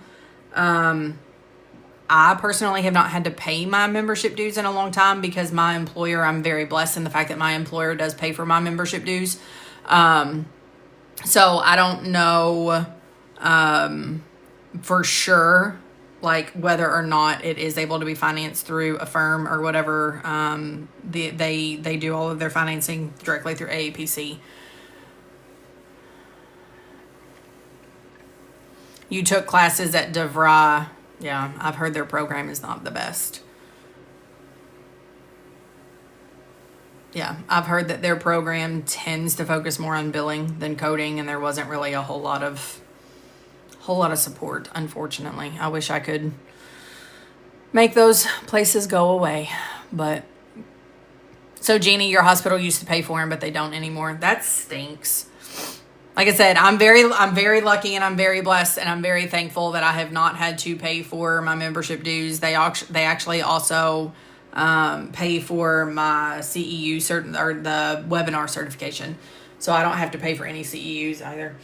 And I don't have to do the membership or the monthly magazine and all of that kind of stuff. I just do mostly webinars.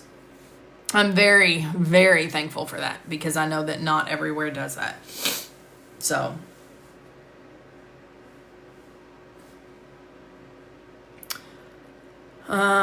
you take your CPC in a month. Any tips? All the courses I barely passed, but I didn't have any guidance.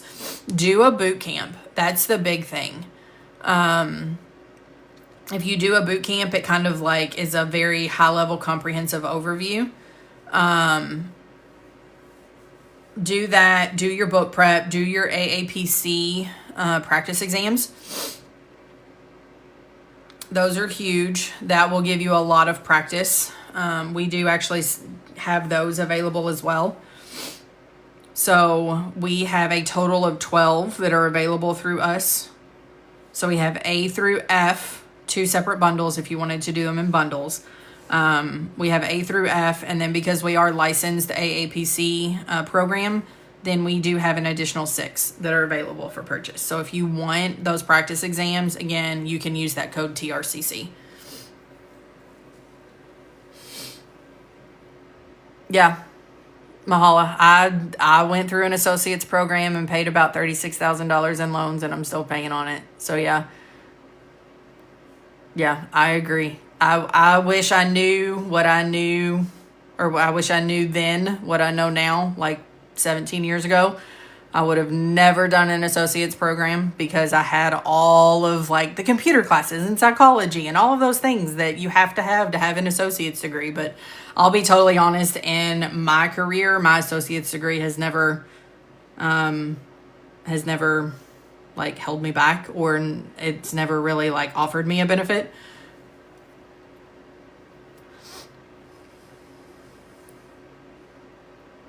You're doing all of your prep now? Yeah. I have all the books for the CPC. Are those the same for the CCS? Your CCS will also require you to use the ICD-10 PCS. So I do have that book. I have not used it in forever.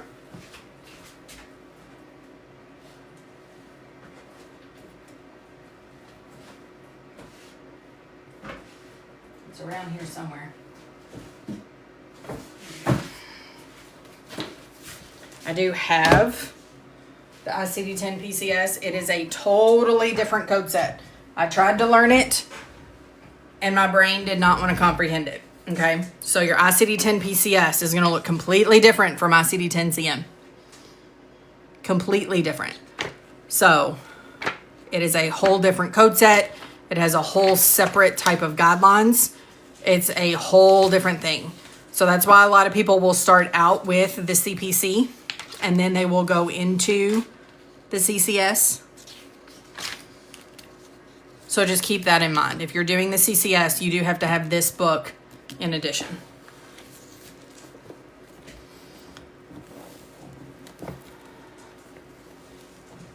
I love my program for MA, but everybody wants certified or licensed now. Yeah. What would you recommend?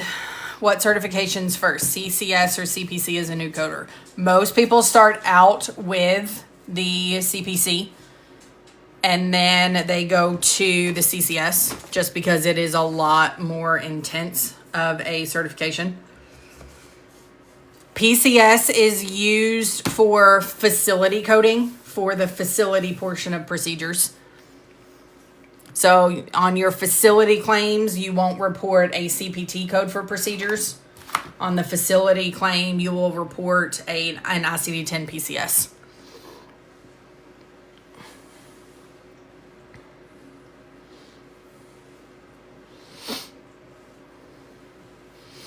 Is it hard to find a job as a brand new coder? Yes and no. It's going to take a little bit of work to get into your first position. But if you get all of, like, you follow our program and the way that it's laid out, and you get your internship, you get your on-the-job experience, you get your resume done professionally, your chances are going to be higher. It's still not a guarantee, but it does increase your chances for sure.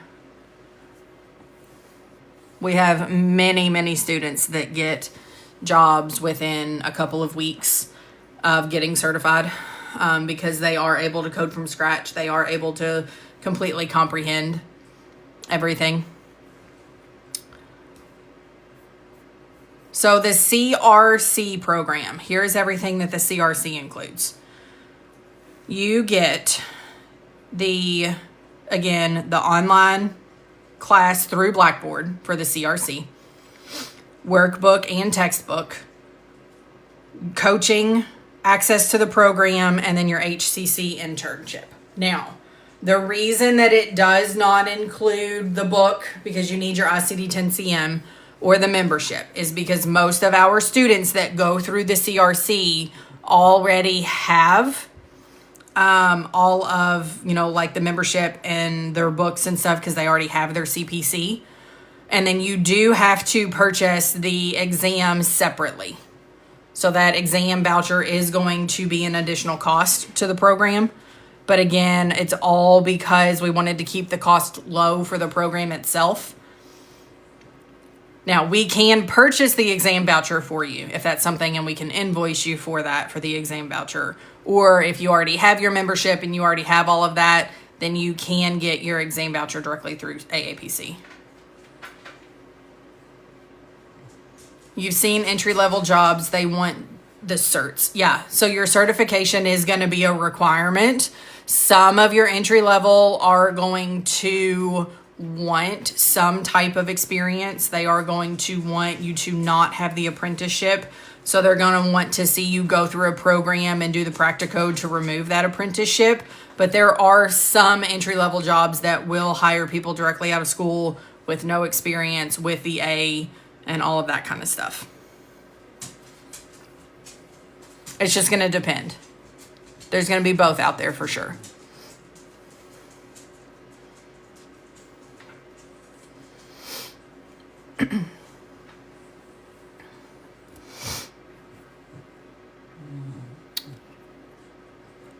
Is it hard to go from an outpatient coder? Do you mean professional coding? Because outpatient could mean facility or professional coding. So when you're using verbiage like that, it's make sure that you are saying professional versus outpatient, because it's not as cut and dry as inpatient versus outpatient, because professional services can be done outpatient or inpatient.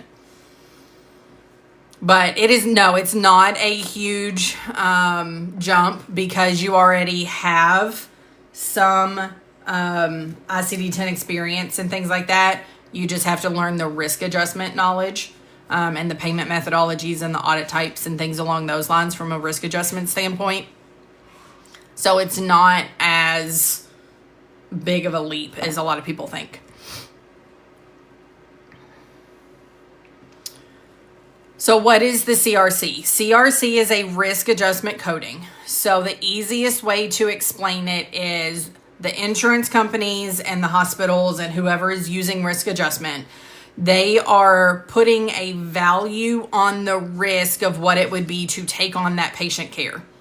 So someone that has 3 chronic conditions is going to have more risk than someone that has none or 1. So someone that has had previous heart attacks, that has diabetes, that has hypertension, all of those things, those are going to be more risky and more costly to assume the care for than someone that does not have any chronic conditions. So risk adjustment is, and like I said, that's putting it very, very simply. But risk adjustment is going to look at that risk of what it's going to cost to insure that patient or to take on the care for that patient, whether it be a hospital setting or whatever it might be. And then they're going to apply all of your payment methodologies and all of those things and help come up with what their premium should be or things along those lines. So this program with Legacy, we only teach AAPC, CPC for professional coding, CPB for billing, and then CRC for risk adjustment. So if you are wanting to work on the facility side of things, you are going to want to look for a course that prepares you for an AHIMA certification, preferably the CCS.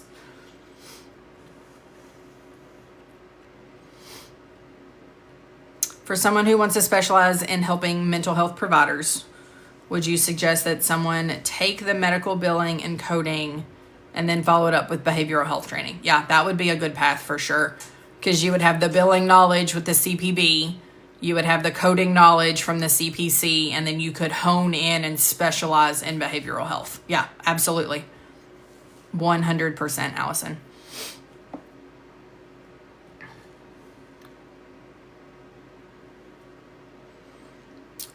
We are in the process of finding someone that will help us build an AHIMA CCS prep course. Since we are not certified with AHIMA, it's not something that we would be able to offer at this time. But we are working on trying to find someone that is qualified and does hold the AHIMA certifications and has the education experience. So yeah, as soon as we find someone, then we will absolutely, that's something that we are really highly aggressively looking for, but it's just not something that we've been able to find yet that fits with our values and all of that kind of stuff. But yeah, we're working on it. We just haven't gotten anyone that we feel comfortable with yet.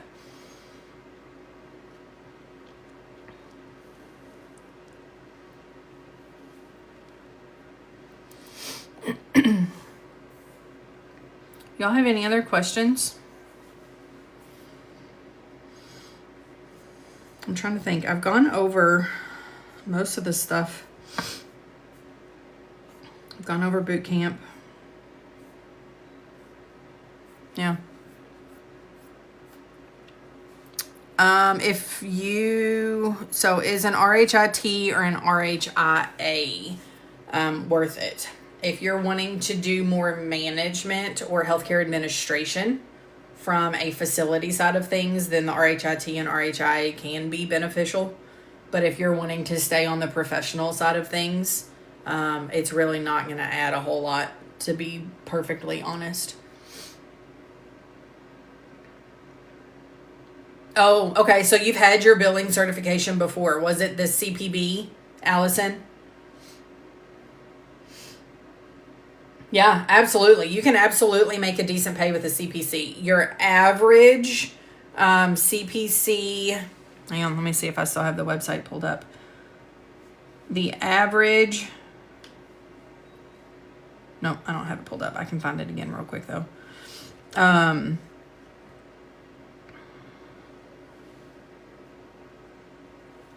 Starting out 0 to 1 years on the job, your average income is $48,000. Now, I will tell you that is a little bit higher than what I started out, but I started out in 2007, 2008. But if you are already established with your employer, Amber, yeah, because it sounds like you're working for, okay, yeah, and they want to transition you to a coder once you get your CPC. Yeah, absolutely. If you're already established, then you can have the ability to get a pretty decent increase in pay.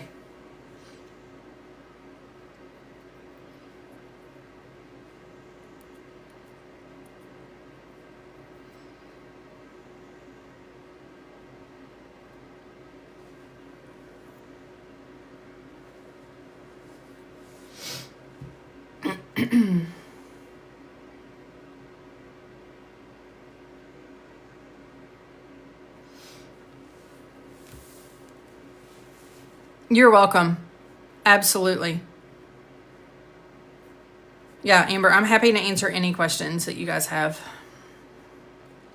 It was through IMS Billing Insurance. I haven't heard of that one.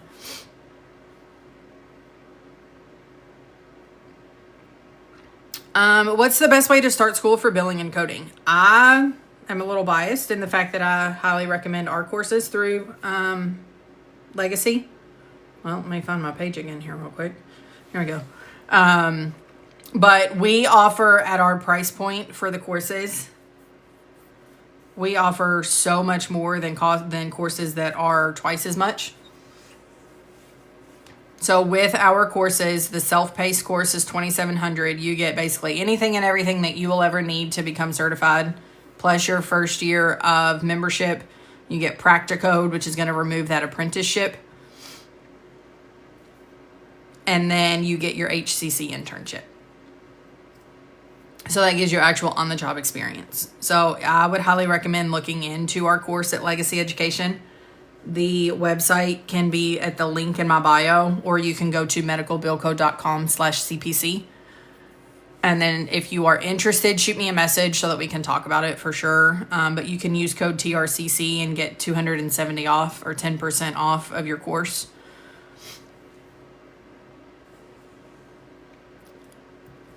Amber, if you're taking your course next month and you just want a refresher, we have a boot camp that's available. When are you, sorry, I have the hiccups. When are you taking it next month? I do have a boot camp on March 22nd. It is 8 full hours. And we'll go over, we cover mostly CPT, but we do cover a little bit of anatomy for each section. We cover a little bit of ICD-10 for each section. But the majority of our boot camp is focused on CPT. If you are taking it before the 22nd, we do have an on-demand version of boot camp that you can listen to it at your own pace. You're going to take it in March, but you don't feel ready, so you're thinking of taking it in May. I get it. I had a certification that I've been pushing back and pushing back and pushing back. So I would much rather you push it back if you're not ready. 100%.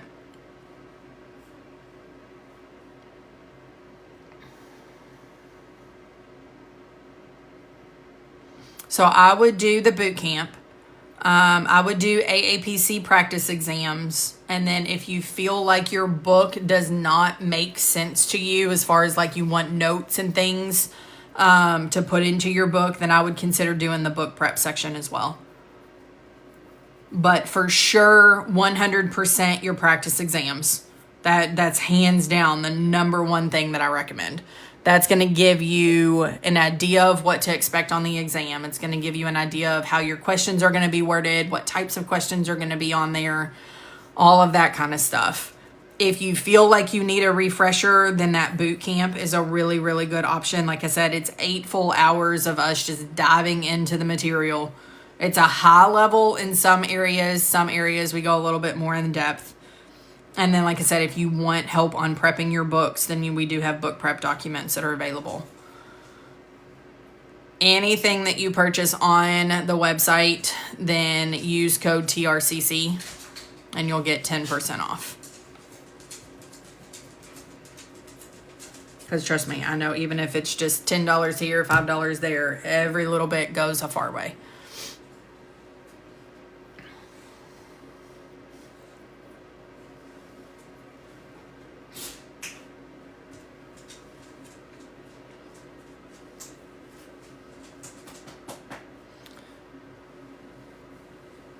Your employer's wanting you to start coding Profi. Do you have your CPC certification?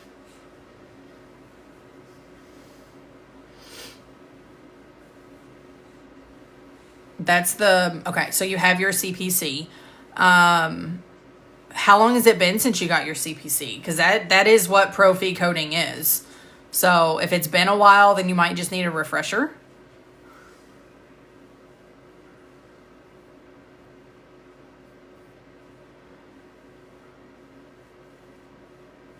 How long have you had your certification?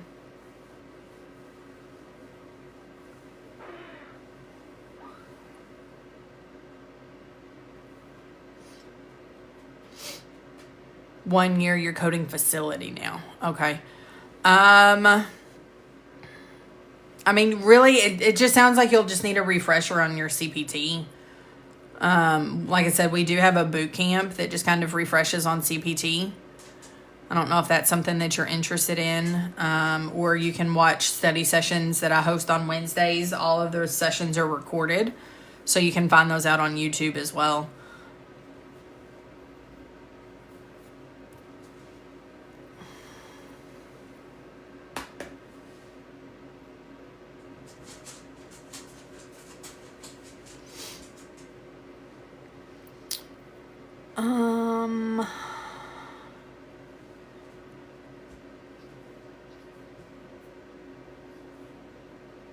Alright guys, well I'm probably going to hop off of here. I've got to get the dogs outside in the snow and fight that battle and then clean up after they come in and all of those things. But if you guys have any questions, don't hesitate to reach out. Shoot me a message on Facebook, shoot me a message on TikTok, wherever it is, shoot me an email, however it is that you want to get in touch with me. Then I'm happy to answer any questions that you guys have. I know there's a couple people that have already sent me messages, so I will work on getting answers and responses to those at some point today. I can't promise it's going to be like super quick. But if you guys have any questions, don't hesitate to reach out and I will chat with you guys soon. Have a great day.